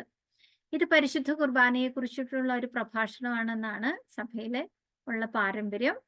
അപ്പൊ നമുക്ക് ഇതിന് 2 ഭാഗങ്ങളായിട്ട് നമ്മുടെ പുസ്തകത്തില് വ്യാഖ്യാനിച്ചിരിക്കുന്നത് 6-ാം അധ്യായം 35 മുതൽ 50 വരെയുള്ള വാക്യങ്ങളും 51 മുതൽ 59 വരെയുള്ള ഭാഗങ്ങളും. ആദ്യ ഭാഗം വചനത്തെ കുറിച്ചിട്ട് അഥവാ വെളിപാടിനെ കുറിച്ചിട്ടാണ്. 2-ാമത്തെ ഭാഗം പരിശുദ്ധ കുർബാനയെ കുറിച്ച് എന്നതാണ് ഈ പുസ്തകത്തിൽ നൽകിയിരിക്കുന്നത്. ഇപ്പൊ പരിശുദ്ധ കുർബാനയുടെ പശ്ചാത്തലത്തിൽ ചിന്തിക്കുമ്പോൾ നമുക്ക് വചനത്തിന്റെ മേശയുണ്ടല്ലേ, അതിന് ശേഷമാണ് നമ്മൾക്ക് അപ്പത്തിന്റെ മേശ വരുന്നത്. വചന ശുശ്രൂഷയും കൂദാശ ശുശ്രൂഷയും ഒക്കെ ആയിട്ട് നമുക്ക് ബന്ധപ്പെടുത്തി മനസ്സിലാക്കാവുന്ന ഭാഗമാണ്. അപ്പൊ പരിശുദ്ധ കുർബാനയെ പറ്റി മനോഹരമായി വ്യാഖ്യാനിച്ചിട്ടുള്ള സുവിശേഷ ഭാഗമാണിത്. ഇനി ഈ അപ്പം ഭക്ഷിക്കുന്നവർക്ക് ലഭിക്കുന്ന ഫലങ്ങളെ കുറിച്ച് പറയുന്നുണ്ട്. ഒന്നാമത്തത് നിത്യജീവനാണ്, രണ്ടാമത്തത് പരസ്പര ഐക്യമാണ്, മൂന്നാമത്തത് ഉയിർപ്പാണ്. അപ്പം പരിശുദ്ധ കുർബാന യോഗ്യതയോടുകൂടി സ്വീകരിക്കുന്നവർക്ക് ലഭിക്കുന്ന 3 കാര്യങ്ങളാണിത്. നാം നിത്യജീവനിൽ പങ്കുകാരാകുന്നു, നാം പരസ്പര ഐക്യത്തിൽ നാം വളരുന്നു, മിശിഹായുമായിട്ടുള്ള ഐക്യത്തിൽ നമ്മൾ വളരുന്നു. അതുപോലെ തന്നെ ഈ ജീവന്റെ അപ്പം ഭക്ഷിക്കുന്നവൻ മിശിഹായോടുകൂടെ ഉയർക്കുമെന്നും നാം മനസ്സിലാക്കുകയാണ്. ഇനി നമ്മൾ 9-ാം അധ്യായത്തിലേക്ക് പോവുകയാണ്. നമ്മൾ ഒന്നാമത്തെ ആമുഖത്തിൽ കണ്ടതുപോലെ ഈശോ എന്താണ്? വെളിച്ചമാണ് അല്ലെ, വെളിച്ചമാണ്. ഇപ്പൊ വെളിച്ചമായിട്ട് വന്നവൻ അന്ധതയെ മാറ്റുന്നതായിട്ടാണ് നമ്മൾ ഈ ജന്മന അന്ധനായവന്റെ കണ്ണുകൾ സുഖപ്പെടുത്തുന്ന അടയാളത്തിൽ കൂടി നമ്മൾ കാണുന്നത്. അപ്പോ ഇവിടെ നമ്മൾക്ക് മനസ്സിലാക്കാവുന്ന ഒരു കാര്യം, പൂർവിക ശാപത്തെ പറ്റിയുള്ള ഒരു ചിന്തയുണ്ടല്ലേ. പൂർവിക ശാപം എന്താണ്? പൂർവിക ശാപം അവരുടെ തെറ്റുകള് ഇപ്പോഴും അതിന്റെ ഫലങ്ങള് മക്കളോ മക്കളുടെ മക്കളോ ഒക്കെ അനുഭവിച്ചുകൊണ്ടിരിക്കുന്നു എന്ന് പറയുന്നത്. ഒരു പക്ഷേ നമ്മൾ ഈ ധ്യാന കേന്ദ്രങ്ങളിലൊക്കെ വല്ലാണ്ട് കേൾക്കുന്ന ഒന്നാണിത്. ഇപ്പൊ കുറച്ചൊക്കെ മാറ്റം വന്നിട്ടുണ്ട്, എങ്കിലും അത് അങ്ങനെ കൃത്യമായിട്ട് ശരിക്കും ഒന്നും ആ ഒരു ചിന്താരീതി നമ്മുടെ മനസ്സിൽ നിന്ന് മാറിയിട്ടില്ല. ഇനി അതൊരു ശരിയാണോ എന്നുള്ളതാണ്. ശരിയാണ്, ഈ ലോകത്ത് നാം ചെയ്യുന്ന എന്ത് പാപത്തിനും തിന്മയ്ക്കും അതിൻ്റെതായ ഒരു ഫലം ഉണ്ട് എന്നുള്ളതാണ്. അത് സത്യമാണ്. പക്ഷേ ഈ പൂർവിക ശാപം എന്ന് പറയുന്ന ഒരു കാര്യം ഉണ്ടോ എന്നുള്ളത് പഴയ നിയമ പുസ്തകങ്ങൾ തന്നെ അങ്ങനെ നമുക്കൊരു എക്സാമ്പിൾ കാണാവുന്നത് എസെക്കിയേലിന്റെ പുസ്തകമൊക്കെ ഈ പഴയ നിയമ ചിന്താഗതി, ഈ പുരാതനമായ ഒരു ചിന്താഗതിയെ തിരുത്താനായിട്ട് ശ്രമിക്കുന്നത് നമ്മൾ കാണുന്നുണ്ട്. നമ്മൾ ഈ യോഹന്നാന്റെ സുവിശേഷം 9-ാം അധ്യായം 3-ാം വാക്യത്തിൽ നമ്മളിങ്ങനെ കാണും, ഇവന്റെയോ ഇവന്റെ മാതാപിതാക്കളുടെയോ പ്രവൃത്തി മൂലമല്ല, പ്രത്യുത ദൈവത്തിന്റെ പ്രവൃത്തികൾ ഇവനിൽ പ്രകടമാകുന്നതിന് വേണ്ടിയാണ്. ഈ അന്ധത ഇവന്റെയോ ഇവന്റെ മാതാപിതാക്കളുടെയോ പാപത്തിന്റെ ഫലമാണെന്ന് ചിന്തിച്ചിരുന്ന ഒരു ജനതയുടെ ചിന്താഗതിയെ ഈശോ ഇവിടെ തിരുത്തുന്നതായിട്ടാണ് കാണുന്നത്. ഈ രോഗം എന്ന് പറയുന്നത് മരണത്തിൽ അവസാനിക്കാനുള്ളതല്ല, പ്രത്യുത ദൈവത്തിന്റെ മഹത്വത്തിന് വേണ്ടിയുള്ളതാണ്. ഇപ്പൊ രോഗത്തിനും മരണത്തിനും സഹനത്തിനും ഒക്കെ ഭാവാത്മകമായ രക്ഷാകരമായ ഒരു മാനമുണ്ടെന്ന് വിശുദ്ധ യോഹന്നാൻ നമ്മളെ പഠിപ്പിക്കുകയാണ്. അത് ദൈവത്തിന്റെ പ്രവൃത്തി പ്രകടമാകാനാണ്, ദൈവമഹത്വത്തിനും ദൈവപുത്രൻ മഹത്വപ്പെടാനും ഉള്ളതാണ്. ഈ 9-ാം അധ്യായത്തിൽ നമ്മൾ കാണുന്ന മറ്റൊരു സിംബോളിക് ആയിട്ടുള്ള കാര്യമാണ് ഈ സിലോഹ കുളം എന്ന് പറയുന്നത്. ഇവനോട് പോയിട്ട് എന്താണ് ഈ അന്ധനോട് ഈശോ പറയുന്നത്? അവന്റെ കണ്ണില് നിലത്ത് തുപ്പി തുപ്പൽ കൊണ്ട് ചെളി ഉണ്ടാക്കി അവന്റെ കണ്ണുകളിൽ പൂശിയിട്ട് അവനോട് പറയുന്ന, നീ സിലോഹ കുളത്തിൽ പോയി കഴുകുക എന്നല്ലേ. നമ്മള് 2 രാജാക്കന്മാരുടെ പുസ്തകത്തില് ഏലീശ പ്രവാചകൻ കുഷ്ഠരോഗിയായ നാമാനോട് പറയുന്നത്, നീ ജോർദാനിൽ പോയിട്ട് 7 തവണ കുളിക്കാനാ പറയുന്നല്ലേ. അപ്പം ഇവിടെയെല്ലാം നമ്മൾ കാണുന്നത് പോവുക, കഴുകുക, കുളിക്കുക എന്നൊക്കെ പറയുന്ന പദങ്ങളാണ്. അതെല്ലാം ഈ വ്യക്തിയുടെ ഭാഗത്തു നിന്നുണ്ടാകേണ്ട ഒരു സഹകരണത്തെയാണ് സൂചിപ്പിക്കുന്നത്. അപ്പോൾ വിശ്വാസത്തിന്റെ സഹകരണം ദൈവം ആവശ്യപ്പെടുന്നുണ്ട് എന്നുള്ളതാണ് ഇവിടെ വിശുദ്ധ യോഹന്നാൻ നമ്മളോട് പറയുന്നത്. ഇനി സിലോഹ കുളം എന്ന് പറയുന്നത് ഹെബ്രായ ഭാഷയിൽ നമുക്കറിയാം, സിലോഹ അതായത് ഷലാഖ് എന്ന് പറഞ്ഞു കഴിഞ്ഞാൽ അയക്കുക എന്ന ഒരു ക്രിയാപദത്തിൽ നിന്നും വരുന്ന പദമാണ് സിലോഹ. നമുക്കറിയാം BC 750 യൂദയ രാജാവായിരുന്ന ഹെസക്കിയായാണ് ഈ ഒരു സിലോഹ കുളം പണി കഴിപ്പിച്ചത്. ജെറുസലേം പട്ടണത്തിന് പുറത്ത്, ജെറുസലേമിൽ നമുക്കറിയാം വെള്ളത്തിന്റെ സ്രോതസ്സുകൾ ഇല്ലായിരുന്നു. അതുകൊണ്ട് തന്നെ ജെറുസലേമിന് പുറത്തുള്ള ഗീഹോൺ ഉറവയിലെ വെള്ളമാണ് ഈ നഗരത്തിലേക്ക് കൊണ്ടുവന്നിരുന്നത്. അങ്ങനെ ആ വെള്ളം സംഭരിക്കുന്നതിന് വേണ്ടിയാണ് ഈ സിലോഹ കുളം നിർമ്മിക്കുന്നത്. അപ്പൊ അസീറിയ രാജാവായ സെന്നാകെരീബ് ഈ ഇസ്രായേലിനെ ആക്രമിക്കാൻ വേണ്ടി, യൂദയെ ആക്രമിക്കാൻ വേണ്ടി വരുന്ന സന്ദർഭത്തിൽ ഹെസക്കിയ രാജാവ് സിലോഹ കുളം പണി കഴിപ്പിക്കുന്നത്. അപ്പോ ഈ ഉറവയിലെ ജലം ഇങ്ങനെ ഒരു ഭൂഗർഭ തുരങ്കത്തിൽ കൂടെ കൊണ്ടുവന്ന് സിലോഹ കുളത്തിൽ സംഭരിച്ചത് വഴി, അങ്ങനെയാണ് ഇതിന് പേര് വന്നത്. അതായത് വെള്ളം അയച്ച വഴിയാണ് അല്ലെ, അയക്കുക എന്നുള്ളൊരു പദം അതിൽ നിന്നാണ് വരുന്നത്. സിലോഹ എന്ന പേര് തന്നെ അങ്ങനെ വരുന്നതാണ്. അപ്പൊ ഇവിടെ നമ്മൾ സുവിശേഷത്തിലേക്ക് ചിന്തിച്ചാല് ഈ പുത്രൻ ഈശോ എന്ന് പറയുന്നത് പിതാവിനാൽ അയക്കപ്പെട്ടവനാണ്. പിതാവിനാൽ അയക്കപ്പെട്ടവനാണ് ഈശോ എന്ന് പറയുമ്പോൾ ഈശോ അയക്കപ്പെട്ടവൻ എന്ന അർത്ഥത്തില് ഈശോ തന്നെയാണ് യഥാർത്ഥ സിലോഹ എന്ന് നമുക്ക് മനസ്സിലാക്കാം. അപ്പൊ ഇവിടെ പറയുന്നത് പിതാവിനാൽ അയക്കപ്പെട്ടവൻ എന്ന് പറയുന്നത്, യഥാർത്ഥ സിലോഹ എന്ന് പറയുന്നത് ഈശോ തന്നെയാണ്. പിതാവ് തന്റെ പ്രവൃത്തികൾ തുടരാൻ ലോകത്തിലേക്ക് അയച്ച പുത്രനാണെന്ന് നമുക്ക് മനസ്സിലാക്കാം. അതുപോലെ തന്നെ ഈ ഭാഗത്തെ മാമോദിസായായിട്ട് വ്യാഖ്യാനിക്കാറുണ്ട്. ഇനി നമ്മൾ 11-ാം അധ്യായത്തിലേക്ക് നോക്കിയാൽ, നമുക്ക് 15 മിനിറ്റും കൂടിയാണുള്ളത്. 11-ാം അധ്യായത്തിലേക്ക് നോക്കിയാൽ ലാസറിനെ ഉയർപ്പിക്കുന്ന ആ ഒരു ഭാഗത്തിലേക്കാണ്. വളരെ മനോഹരമായിട്ട് അവതരിപ്പിച്ചിരിക്കുന്ന ഒരു ഭാഗമാണ് ഇതല്ലേ. ഈ നമ്മളുടെ ലാസർ രോഗബാധിതനാണെന്ന് അറിഞ്ഞിട്ട് കൂടി വീണ്ടും താമസിക്കുന്ന ഈശോ, വന്നു കഴിയുമ്പം അവൻ മരിച്ചതോർത്ത് കരയുന്ന ഈശോ അല്ലേ. അതിൻ്റെ ഇടയ്ക്ക് മർത്തായുമായിട്ടുള്ള സംഭാഷണം, അതിൽ ഏറ്റവും പ്രധാനപ്പെട്ടതായിട്ട് ഈശോ വെളിപ്പെടുത്തുകയാണ്, ഞാനാണ് പുനരുത്ഥാനവും ജീവനും എന്ന് പറയുന്നത്. അപ്പൊ ഈ ഈശോ ജെറൂസലേമിനെ സമീപിക്കുക എന്ന് എവിടെയെങ്കിലും കണ്ടാൽ അവിടെയൊക്കെ നമ്മൾ ഓർത്തേക്കണം, ഈശോ തന്റെ മരണത്തോട് സമീപസ്ഥനായിരിക്കുന്നു എന്ന സൂചനയാണ് നമുക്ക് ലഭിക്കുന്നത്. യഹൂദ ആചാരം അനുസരിച്ച് ഒരാൾ മരിച്ചാല് 7 ദിവസത്തേക്ക് തീവ്ര ദുഃഖാചരണത്തിന്റെ ദിവസങ്ങളായിരുന്നു. അപ്പൊ ഈ തീവ്ര ദുഃഖാചരണത്തിന്റെ ദിവസങ്ങളിൽ എല്ലാ യഹൂദരും ഈ ഭവനത്തിലേക്ക് വന്നിവരെ ആശ്വസിപ്പിക്കുമായിരുന്നു. അങ്ങനെയുള്ള സന്ദർഭത്തിലാണ് ഈശോ ഇവിടെ വരുന്നത്. ഇവിടെ ലാസറിനെ വിശേഷിപ്പിക്കുന്നത് നമ്മുടെ സ്നേഹിതൻ എന്നാണ്, ഫിലോസ്. അപ്പൊ സ്നേഹിതനായ ലാസറിനെ ജീവിപ്പിക്കാൻ ഈശോ ജെറൂസലേമിലേക്ക് പോകേണ്ടിയിരിക്കുന്നു. ഇതും ഒരു ഡിവൈൻ നെസസിറ്റി ആയിട്ടാണ് നമ്മൾ കാണുന്നത്. ജെറൂസലേം ശത്രുതയോടെ ഈശോയെ അവസാനിപ്പിക്കാൻ കാത്തിരിക്കുന്നവരുടെ ഒരു സ്ഥലമാണെന്ന് നമുക്കറിയാം. പീഡനത്തിന്റെ മരണത്തിന്റെ ഒക്കെ വേദിയാണ് ഇത്. സമാന്തര സുവിശേഷങ്ങളിൽ നമ്മൾ കാണുകയാണ് ഈശോ തന്റെ മുഖം ജെറൂസലേമിലേക്ക് തിരിക്കുന്നതായിട്ട്. എന്ന് പറഞ്ഞാൽ ഈശോ തന്റെ മരണത്തിലേക്ക് നടന്നെടുക്കുക എന്നൊരർത്ഥം തന്നെയാണ് നമ്മൾ അവിടെയും കാണുന്നത്.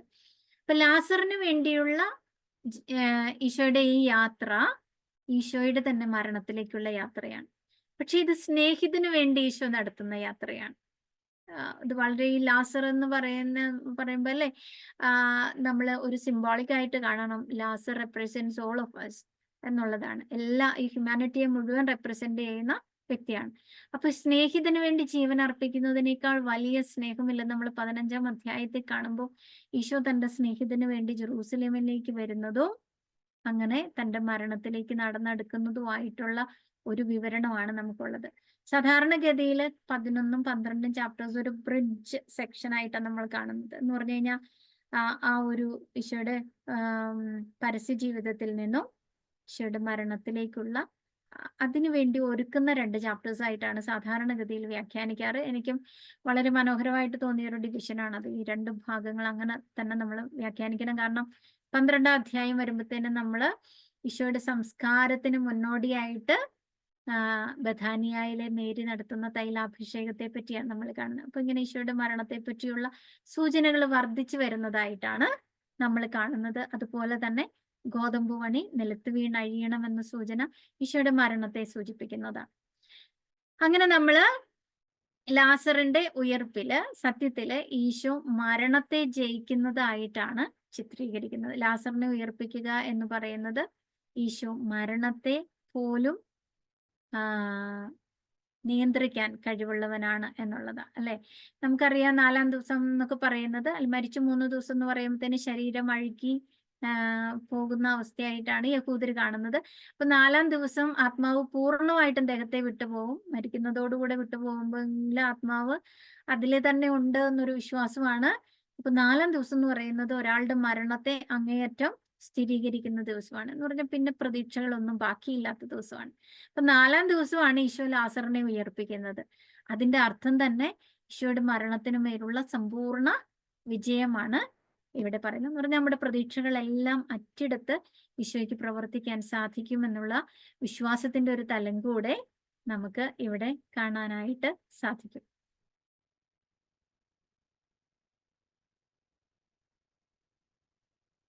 ഇനി നമ്മൾ മഹത്വത്തിന്റെ പുസ്തകത്തിലേക്ക് പ്രവേശിക്കുകയാണ്. 13-ാം അധ്യായം മുതൽ 19-ാം അധ്യായം 20-ാം അധ്യായം 31 വരെയുള്ള വാക്യങ്ങളാണ് നമ്മൾ മഹത്വത്തിന്റെ പുസ്തകമായിട്ട് കാണുന്നത്, അല്ലെ? ഈ മഹത്വത്തിന്റെ പുസ്തകത്തെ തന്നെ സ്നേഹത്തിന്റെ പുസ്തകമായിട്ട് കാണാറുണ്ട്, പലതരത്തിൽ വ്യാഖ്യാനിക്കാറുണ്ട്. കാരണം ഇവിടെ മുതൽ നമ്മള് കുറെ കൂടെ സ്നേഹം എന്ന പദത്തിന്റെ ധാരാളിത്തം കാണുന്നുണ്ട്. ഒരുപാട് തവണ സ്നേഹം എന്ന പദം ഉപയോഗിച്ചിട്ടുണ്ട്. സ്നേഹത്തിന്റെ പ്രമാണം നൽകുന്നത് ഈ ഭാഗത്താണ്. അപ്പൊ അതുകൊണ്ട് തന്നെ സ്നേഹത്തിന്റെ ഭാഗമെന്നും പറയാറുണ്ട്, സ്നേഹത്തിന്റെ പുസ്തകം എന്നും വിളിക്കാറുണ്ട്. ഈ ഭാഗം തുടങ്ങുന്നത് തന്നെ വളരെ മനോഹരമായ ഒരു വചനത്തോടു കൂടിയാണ്. ഈ ലോകം വിട്ട് പിതാവിന്റെ സന്നിധിയിലേക്ക് പോകാനുള്ള സമയമായി എന്ന് പെസഹ തിരുനാളിന് മുമ്പ് ഈശോ അറിഞ്ഞു. തനിക്ക് സ്വന്തമായുള്ളവരെ അവൻ സ്നേഹിച്ചു, അവസാനം വരെ സ്നേഹിച്ചു എന്നുള്ള ഒരു പദത്തോടു കൂടിയാണ്. ഇപ്പൊ പെസഹ കടന്നുപോകലാണ് നമ്മൾ പറഞ്ഞത്. അപ്പൊ ഈശോയുടെ ജീവിതം ഈ ലോകത്തിൽ നിന്നും തന്റെ മരണത്തിലൂടെ ഈശോ ഒരു കടന്നുപോകലാണ് നടക്കുന്നത്. മെറ്റാബൈനോ എന്ന് പറയുന്ന ഒരു പദം കൂടെ നമുക്കിവിടെ കാണുന്നുണ്ട്. മെറ്റാബൈനോ എന്ന് പറഞ്ഞ ഒരു ട്രാൻസ്ഫറൻസിനെയാണ് അത് സൂചിപ്പിക്കുന്നത്. അപ്പോൾ മരണത്തിലൂടെയും ഉത്ഥാനത്തിലൂടെയും ഒക്കെ ഈശോ പിതാവിന്റെ പക്കലേക്കുള്ള ഒരു കടന്നു പോകലാണ് തന്റെ ജീവിതം, ഈ മരണം എന്നൊക്കെ നമ്മൾക്ക് വളരെ ക്ലിയർ ആക്കി മനസ്സിലാക്കി തരികയാണ്. ഇനി ഇവിടെയുള്ള ഈ അവസാനം വരെ സ്നേഹിച്ചു എന്ന് പറയുന്ന ഒരു പദം ഉണ്ടല്ലേ, നിങ്ങൾ 13:1 എടുത്താൽ കാണാം. അവസാനം വരെയുള്ള സ്നേഹം. അവസാനം എന്ന് പറയുന്നതിന് ഉപയോഗിച്ചിരിക്കുന്നത് ഒരു പദം ടെലോസ് എന്ന് പറയുന്ന ഒരു പദമാണ്. ടെലോസ്. ഈ ടെലോസിന്റെ അവസാനം എന്നും അതിന് അർത്ഥമുണ്ട്, പക്ഷെ പൂർണ്ണത എന്നും ഒരു അർത്ഥമുണ്ട്. പൂർണ്ണത. ഈശോ സ്നേഹിച്ചു എന്ന് പറയുന്നത് പൂർണ്ണമായി സ്നേഹിച്ചു, പൂർണ്ണതയിൽ സ്നേഹിച്ചു. അപ്പൊ ദൈവം നമ്മളെ പൂർണ്ണതയിൽ സ്നേഹിക്കുന്നത് എങ്ങനെയാണ്? അവനുള്ളത് മുഴുവൻ തരിക എന്നുള്ളതാണ്. അപ്പൊ ദൈവത്തിലുള്ളത് എന്താണ്? അത് ജീവനാണ്. അപ്പൊ നമുക്ക് തരിക എന്ന് പറഞ്ഞു കഴിഞ്ഞാൽ എന്ത് തരുന്നു എന്നാണ് അതിന്റെ അർത്ഥം? മുഴുവൻ ജീവനും നമുക്ക് വേണ്ടി തരുന്നു എന്നുള്ളത്. ജീവൻ തരണമെങ്കിൽ അത് മരണത്തിൽ കൂടെ മാത്രമേ സാധിക്കുകയുള്ളൂ. അപ്പൊ ഈശോയുടെ പീഡാനുഭവവും മരണവും ഈ സ്നേഹത്തിന്റെ പൂർത്തീകരണമായിട്ടാണ് നമ്മൾ കാണുന്നത്. ഇനി കാലുകഴുകൽ ശുശ്രൂഷ എന്ന് പറയുന്നത് സത്യത്തില് അടയാളങ്ങൾക്ക് ശേഷമാണ് ഈശോ പ്രഭാഷണം നടത്തുന്നതെന്ന് നമ്മൾ ആദ്യ ഭാഗത്ത് കണ്ടല്ലേ. അപ്പൊ ഇവിടെ ഈശോയുടെ കുരിശും മരണത്തെ പ്രീഫിഗർ ചെയ്യുക എന്ന് നമ്മൾ പറയും. അതിന് മുന്നോടിയായിട്ട് അവതരിപ്പിക്കുകയാണ് ഈ ഒരു അടയാളത്തിൽ കൂടെ, ഈ ഒരു പ്രവൃത്തിയിൽ കൂടെ, കാലുകഴുകൽ ശുശ്രൂഷയിൽ കൂടെ തന്റെ മരണത്തെ തന്നെയാണ് ഈശോ കാണിച്ചു കൊടുക്കുന്നത്. തന്റെ മരണം മനുഷ്യർക്ക് വേണ്ടിയുള്ള ഏറ്റവും മഹത്തായ സ്നേഹത്തിന്റെ പ്രവൃത്തിയാണ് എന്ന് ഈശോ ഇവിടെ കാണിച്ചു കൊടുക്കുകയാണ്. ഇതിനകത്ത് പത്രോസുമായിട്ടുള്ള സംഭാഷണമൊക്കെ ഉണ്ടല്ലേ. പത്രോസിനോട് പറയും, ഞാൻ നിന്നെ കഴുകുന്നില്ലെങ്കിൽ നിനക്ക് എന്നോടുകൂടെ പങ്കില്ല എന്ന് പറയുന്നുണ്ടല്ലേ. ഈ പങ്കെന്നൊക്കെ പറയുന്നത് നമ്മൾ പഴയ നിയമത്തിലേക്ക് ചിന്തിക്കുമ്പം ലേവ്യരുടെ ഒരു പങ്കിനെ പറ്റി പറയുന്നുണ്ട്. അവരുടെ പങ്ക് ദൈവമാണ്. അപ്പൊ ഇവിടെ പങ്കെന്ന് പറയുമ്പോൾ നിത്യജീവനെയാണ് സൂചിപ്പിക്കുന്നത്. നിത്യജീവനെയാണ്. നിനക്ക് എന്നോടുകൂടെ പങ്കില്ല എന്ന് പറഞ്ഞു കഴിഞ്ഞാൽ ദൈവം നമുക്ക് തരാൻ ആഗ്രഹിക്കുന്ന ആ നിത്യജീവനിൽ തന്നെ അവൻ പങ്കാളിയാകുകയില്ല എന്നുള്ളതാണ്. ശിഷ്യത്വത്തിന്റെ പല ഭാവങ്ങളും നമ്മൾ ഈ സുവിശേഷത്തിൽ കാണുന്നുണ്ട്. അപ്പൊ ഇതിനകത്ത് 2 ഭാവങ്ങൾ നമുക്ക് ഈ ഭാഗത്ത് വളരെ കൃത്യം കാണാം. 2 ശരിക്കും പറഞ്ഞു കഴിഞ്ഞാല് നമുക്ക് 3 തരത്തിലുള്ള ശിഷ്യരെ നമ്മൾ കാണുകയാണ്. ഒറ്റിക്കൊടുക്കുന്നവൻ, തള്ളിപ്പറയുന്നവൻ, ഇട്ട് ഓടിപ്പോകുന്നവരല്ലേ. ഇങ്ങനെയാണ് എല്ലാ ശിഷ്യരും ഇതിൽ ഏതെങ്കിലുമൊക്കെ ഒരു കാറ്റഗറിയിലേക്ക് നമുക്ക് പെടുത്താം. അപ്പൊ ശിഷ്യര് ഈശോയുടെ മരണം വരെ അല്ലെങ്കിൽ ഈശോയുടെ ഉത്ഥാനം വരെ അവർക്ക് ഈശോയെ മനസ്സിലായില്ല എന്നുള്ളത് തന്നെയാണ് സത്യം. അപ്പൊ ഇതിനിടയ്ക്കും ഈശോ സ്നേഹിക്കുന്ന ഒരു ശിഷ്യനെ പറ്റി സൂചിപ്പിക്കുന്നതിലൂടെ ശിഷ്യത്വത്തിന്റെ ഒരു പ്രതീകമായിട്ട് ഒരാളെ സുവിശേഷകൻ ഇങ്ങനെ കൊണ്ടുവരികയാണ്. യോഹന്നാൻ ശ്ലീഹ തന്നെ വിശേഷിപ്പിക്കുകയാണ് ഈശോ സ്നേഹിക്കുന്ന ശിഷ്യൻ. ഈ ശിഷ്യനാണ് ഈശോയുടെ മാറിലേക്ക് ചാഞ്ഞിരുന്ന് അന്ത്യത്താഴ സമയത്ത് ഈശോയുടെ സംഭാഷിക്കുന്നത്, അല്ലെ. അപ്പൊ ഇവിടെ മനുഷ്യന് നൽകിയ ദൈവസ്നേഹത്തിന്റെ തിരസ്കരണം, നമ്മൾ കണ്ട് 2 തരം പ്രത്യുത്തരവാണ് ഈശോയ്ക്ക് ലഭിച്ചത്. ഈശോയെ സ്വീകരിച്ചവരുണ്ടായിരുന്നു, നിരാകരിച്ചവരുണ്ടായിരുന്നു.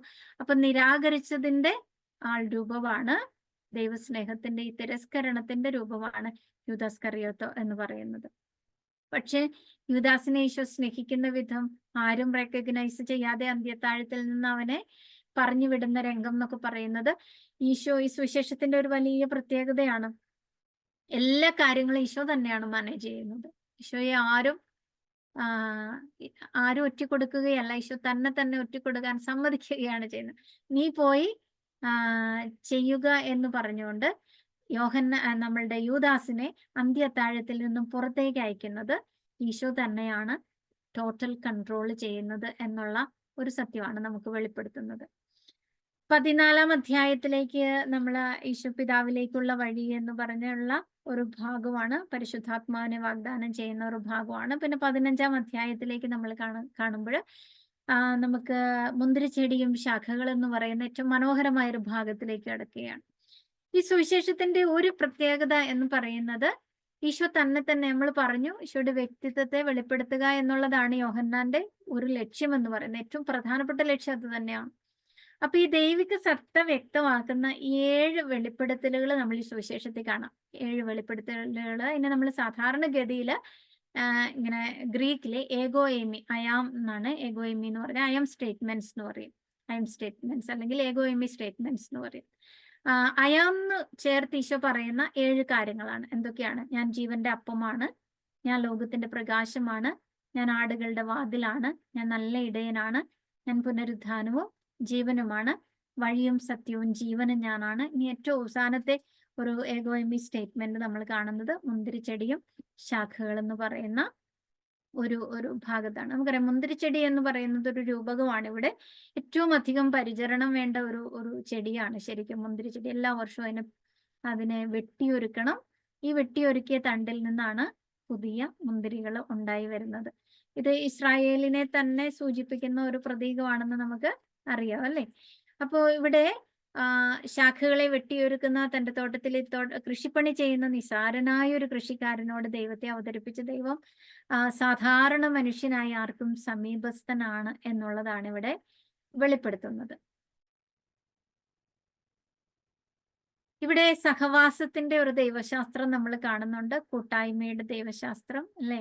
ഇപ്പൊ സ്നേഹം എന്ന് പറയുന്നത് ഒരു കൂട്ടായ്മയാണ്. ആ കൂട്ടായ്മയാണ്, അത് നമ്മൾ നേരത്തെ പറഞ്ഞപ്പോ കണ്ടു, സഭാവിജ്ഞാനീയത്തെ സൂചിപ്പിക്കുന്നതാണെന്ന് നമ്മൾ കണ്ടു. നമ്മളുടെ സമയം ഏകദേശം ആയിക്കൊണ്ടിരിക്കുന്നുണ്ട്. നമ്മൾക്ക് ഈ ഈശോയുടെ പീഡാനുഭവവും മരണവും 18-ാം അധ്യായത്തിൽ നമ്മൾ കാണുന്നുണ്ട് അല്ലേ? പല കാര്യങ്ങൾ സമാന്തര സുവിശേഷങ്ങളെ വെച്ച് നോക്കുമ്പോൾ യോഹന്നാൻ വേണ്ടാന്ന് വെച്ചിട്ടുണ്ട്, ഒഴിവാക്കിയിട്ടുണ്ട്. ഗത്സമനിയിലെ പ്രാർത്ഥനയില്ല, സനഹദ്രീൻ സംഘത്തിന് മുമ്പിലുള്ള വിചാരണയില്ല, പ്രധാന പുരോഹിതന് മുമ്പിലുള്ള വിചാരണയില്ല, ഹെറോദേസിന്റെ അരമനയിലുണ്ടായ പരിഹാസമില്ല, ഈശോയുടെ കുരിശിലെ നിലവിളിയില്ല. ഇതൊക്കെ നോക്കുമ്പോൾ ഈശോയെ പരിഹസിക്കുന്നതും എളിമപ്പെടുത്തുന്നതുമായ എല്ലാ വിവരണങ്ങളെ യോഹന്നാൻ ശ്ലീഹ ഒഴിവാക്കിയത് നമ്മൾ കാണുകയാണ്. കാരണം ഈശോയുടെ മഹത്വത്തെ കൂടുതൽ പ്രതിഫലിപ്പിക്കാൻ വേണ്ടിയാണ് യോഹന്നാൻ ശ്രമിക്കുന്നത്. അപ്പൊ ഈശോയെ പരിഹസിക്കുന്നതും എളിമപ്പെടുത്തുന്നതുമായ ഭാഗങ്ങൾ ഒഴിവാക്കിയിട്ടുണ്ട്. പക്ഷെ കുറെ കാര്യങ്ങൾ കൂട്ടിച്ചേർത്തിട്ടുണ്ട്. ഈശോയെ ബന്ധിക്കുന്നതും പീലാത്തോസിന്റെ മുമ്പിലുള്ള നീണ്ട വിചാരണയും, ഈശോയുടെ കുരിശിന് മുകളിൽ വെക്കാനുള്ള ശീർഷകത്തെ സംബന്ധിച്ച തർക്കവും, വസ്ത്രം വിഭജിക്കുന്നതും, പരിശുദ്ധ അമ്മയുടെയും യോഹന്നാന്റെയും സാന്നിധ്യവും ഈശോയുടെ പാർശ്വം പിളർക്കുന്നതും ഒക്കെ കൂട്ടിച്ചേർക്കപ്പെട്ടിട്ടുള്ള കാര്യമാണ്. ഈശോ രാജാവാണെന്നും ഈശോയാണ് എല്ലാം നിയന്ത്രിക്കുന്നതെന്നും പീഡാനുഭവവും മരണവും പോലും ഈശോ സ്വയം വിട്ടുകൊടുത്തതിനാൽ മാത്രം സംഭവിച്ചതാണെന്നും യോഹന്നാൻ ശ്ലീഹ വ്യക്തമാക്കുകയാണ്. അല്ലാതെ ഈശോ അങ്ങേയറ്റം നിസ്സഹായനായി നിലവിളിക്കുന്ന രംഗങ്ങളൊന്നും യോഹന്നാൻ നമുക്ക് മുമ്പിൽ അവതരിപ്പിക്കുന്നില്ല. He's in total control of everything എന്നുള്ളതാണ് നമുക്ക് ഈ സുവിശേഷത്തിൽ നിന്നും മനസ്സിലാകുന്ന ഒരു കാര്യം.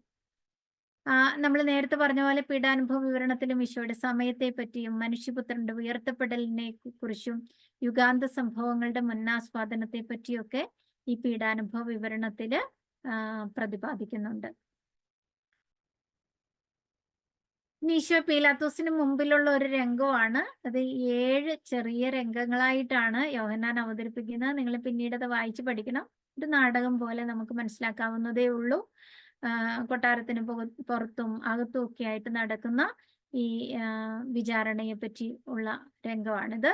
അത് നിങ്ങൾ വായിച്ച് മനസ്സിലാക്കുക.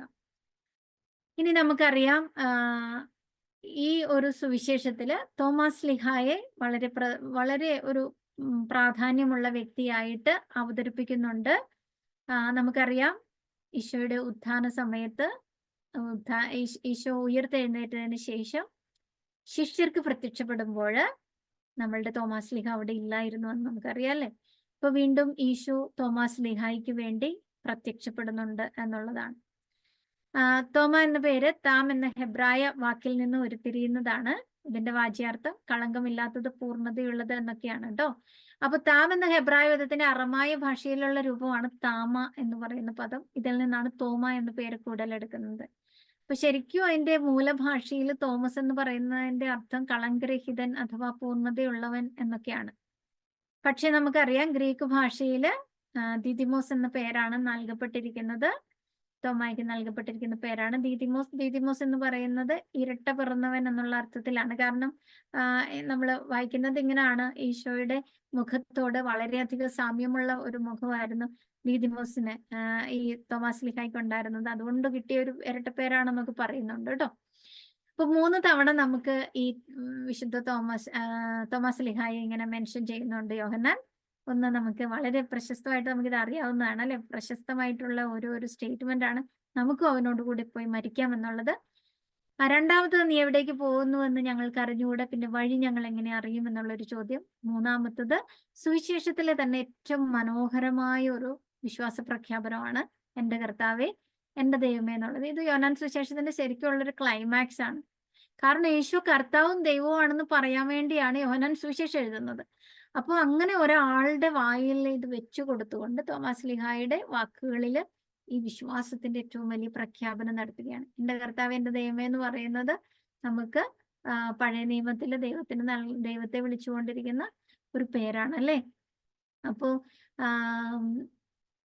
ഈ യാഹ്വേ എന്ന് പറയുന്ന ഒരു പേരിലേക്കുള്ള തിരിച്ചുപോക്കാണിത്. അപ്പം ഈശോ ദൈവമാണ് എന്നുള്ള പ്രഖ്യാപനത്തോടു കൂടിയാണ് സുവിശേഷത്തിന്റെ എൻഡിങ്ങിലേക്ക് നമ്മൾ വരുന്നത്. എന്നിട്ട് സുവിശേഷത്തിന്റെ ലക്ഷ്യം പറഞ്ഞ് നിർത്തുക ചെയ്യുന്നത് അല്ലേ. അങ്ങനെയാണ് ഈ തോമാസ് ലീഹായി വളരെ പ്രാധാന്യമുള്ള ഒരു വ്യക്തിയായിട്ട് ഈ സുവിശേഷം അവതരിപ്പിക്കുന്നത്.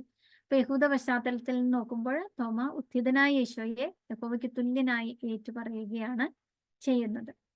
ഇനി നമുക്കുള്ളത് യോഹന്നാന്റെ സുവിശേഷത്തിന്റെ അനുബന്ധമായിട്ട് നമ്മൾ കാണുന്ന 21-ാം അധ്യായമാണ്. നമ്മൾ നേരത്തെ പറഞ്ഞു ഈ 21-ാം അധ്യായം ഒരു പിന്നീട് കൂട്ടിച്ചേർത്തതാണ്. യോഹന്നാന്റെ ശിഷ്യരോ സഭാ സമൂഹത്തിലെ ആരെങ്കിലും ഒക്കെ ആയിരിക്കാം ഇത് കൂട്ടിച്ചേർത്തത്. എന്നാലും ഇതിപ്പോൾ ഇതിന്റെ ഭാഗമായി നിൽക്കുന്നത് കാരണം തന്നെ ഇത് അതിന്റെ ഒരു എസെൻഷ്യൽ പാർട്ടായിട്ട് തന്നെ നമ്മൾ മനസ്സിലാക്കണം. ഈ ഒരു ഭാഗത്ത് നമ്മളൊരു രണ്ടാമത്തെ ഉപസംഹാരമായിട്ട് കാണുകയാണ്. രണ്ടാമത്തെ ഉപസംഹാരം ഈശോ ചെയ്ത മറ്റു പല കാര്യങ്ങളുണ്ട്. അതെല്ലാം എഴുതിയിരുന്നെങ്കിൽ ആ ഗ്രന്ഥങ്ങൾ ഉൾക്കൊള്ളാൻ ഈ ലോകത്തിന് തന്നെ സാധിക്കാതെ വരുമെന്നാണ് എനിക്ക് തോന്നുന്നതെന്ന് പറഞ്ഞുകൊണ്ടാണ് ഈ ഒരു ഉപസംഹാരം നിർത്തുന്നത്. ഇത് രണ്ടാം ഉപസംഹാരമാണ്. നമുക്കറിയാം ഒത്തിരി കാര്യങ്ങൾ ചെയ്തതില് കണ്ടതും കേട്ടതും കൈകൾ കൊണ്ട് സ്പർശിച്ചതും സൂക്ഷിച്ചു വീക്ഷിച്ചതും ഒക്കെ ആയിട്ടുള്ള കാര്യങ്ങളാണ് താൻ എഴുതുന്നത് എന്നാണ് യോഹന്നാൻ ശ്ലീഹ തന്റെ ലേഖനത്തിൽ പറയുന്നത്. അപ്പൊ മാംസമായ വചനത്തെ അനുഭവിച്ചറിഞ്ഞ ശ്ലീഹന്മാരുടെ മിശിഹ അനുഭവമാണ് ഇവിടെ പരാമർശിക്കുന്നത്. ഇനി എല്ലാം എഴുതിയിരുന്നെങ്കിൽ ആ ഗ്രന്ഥങ്ങൾ ഉൾക്കൊള്ളാൻ ലോകത്തിന് തന്നെ സാധിക്കാതെ വരുമായിരുന്നു എന്ന് പറയുന്നത് ശരിക്കും അതിശയോക്തിപരമാണെന്ന് നമുക്കറിയാം. പക്ഷെ നമുക്ക് വചനത്തിന്റെ ആഴങ്ങളിലേക്ക് ചിന്തിക്കുമ്പോൾ എത്ര എഴുതിയാലും ചിന്തിച്ചാലും തീരാത്തത്ര ഉണ്ട് എന്ന് നമുക്കറിയാം. അപ്പൊ അതൊരു മിശിഹാ രഹസ്യത്തിന്റെ അനന്തതയെയും ദൈവവചനത്തിന്റെ മഹത്വത്തെയുമാണ് സൂചിപ്പിക്കുന്നത്. ദൈവവചനത്തിന്റെ ശക്തിയെയാണിത് സൂചിപ്പിക്കുന്നത്. അതുപോലെ തന്നെ മിശിഹാ രഹസ്യത്തിന്റെ അനന്തതയെ സൂചിപ്പിക്കുന്ന ഒരു പ്രസ്താവനയാണ്. അപ്പൊ നമ്മൾ യോഹന്നാന്റെ സുവിശേഷത്തെ വളരെ ഷോർട്ടായിട്ട് ഒന്ന് കാണുകയാണ് ചെയ്തത്. അപ്പൊ നിങ്ങള് പുസ്തകം വളരെ മനോഹരമായിട്ട് പഠിക്കണം. വളരെ കുറച്ച് കാര്യങ്ങളാണ് എനിക്ക് പറയാനായിട്ട് സാധിച്ചിട്ടുള്ളൂ. പക്ഷെ ഇത് വളരെ സിമ്പിൾ ആയിട്ട് നമുക്ക് മനസ്സിലാക്കാൻ പറ്റുന്ന രീതിയിൽ എഴുതിയിട്ടുള്ള ഒരു പുസ്തകമാണ്. അതുകൊണ്ട് തന്നെ നിങ്ങൾക്ക് ബുദ്ധിമുട്ടുണ്ടാവുകയില്ല. അപ്പൊ ഇത് വായിച്ച് നിങ്ങൾ ഇതിന്റെ ആഴങ്ങളിലേക്ക് പോകണമെന്നാണ് ഞാൻ ആഗ്രഹിക്കുന്നത് കേട്ടോ. വളരെ കുറച്ച് കാര്യങ്ങളെ പറയാൻ പറ്റിയിട്ടുള്ളൂ.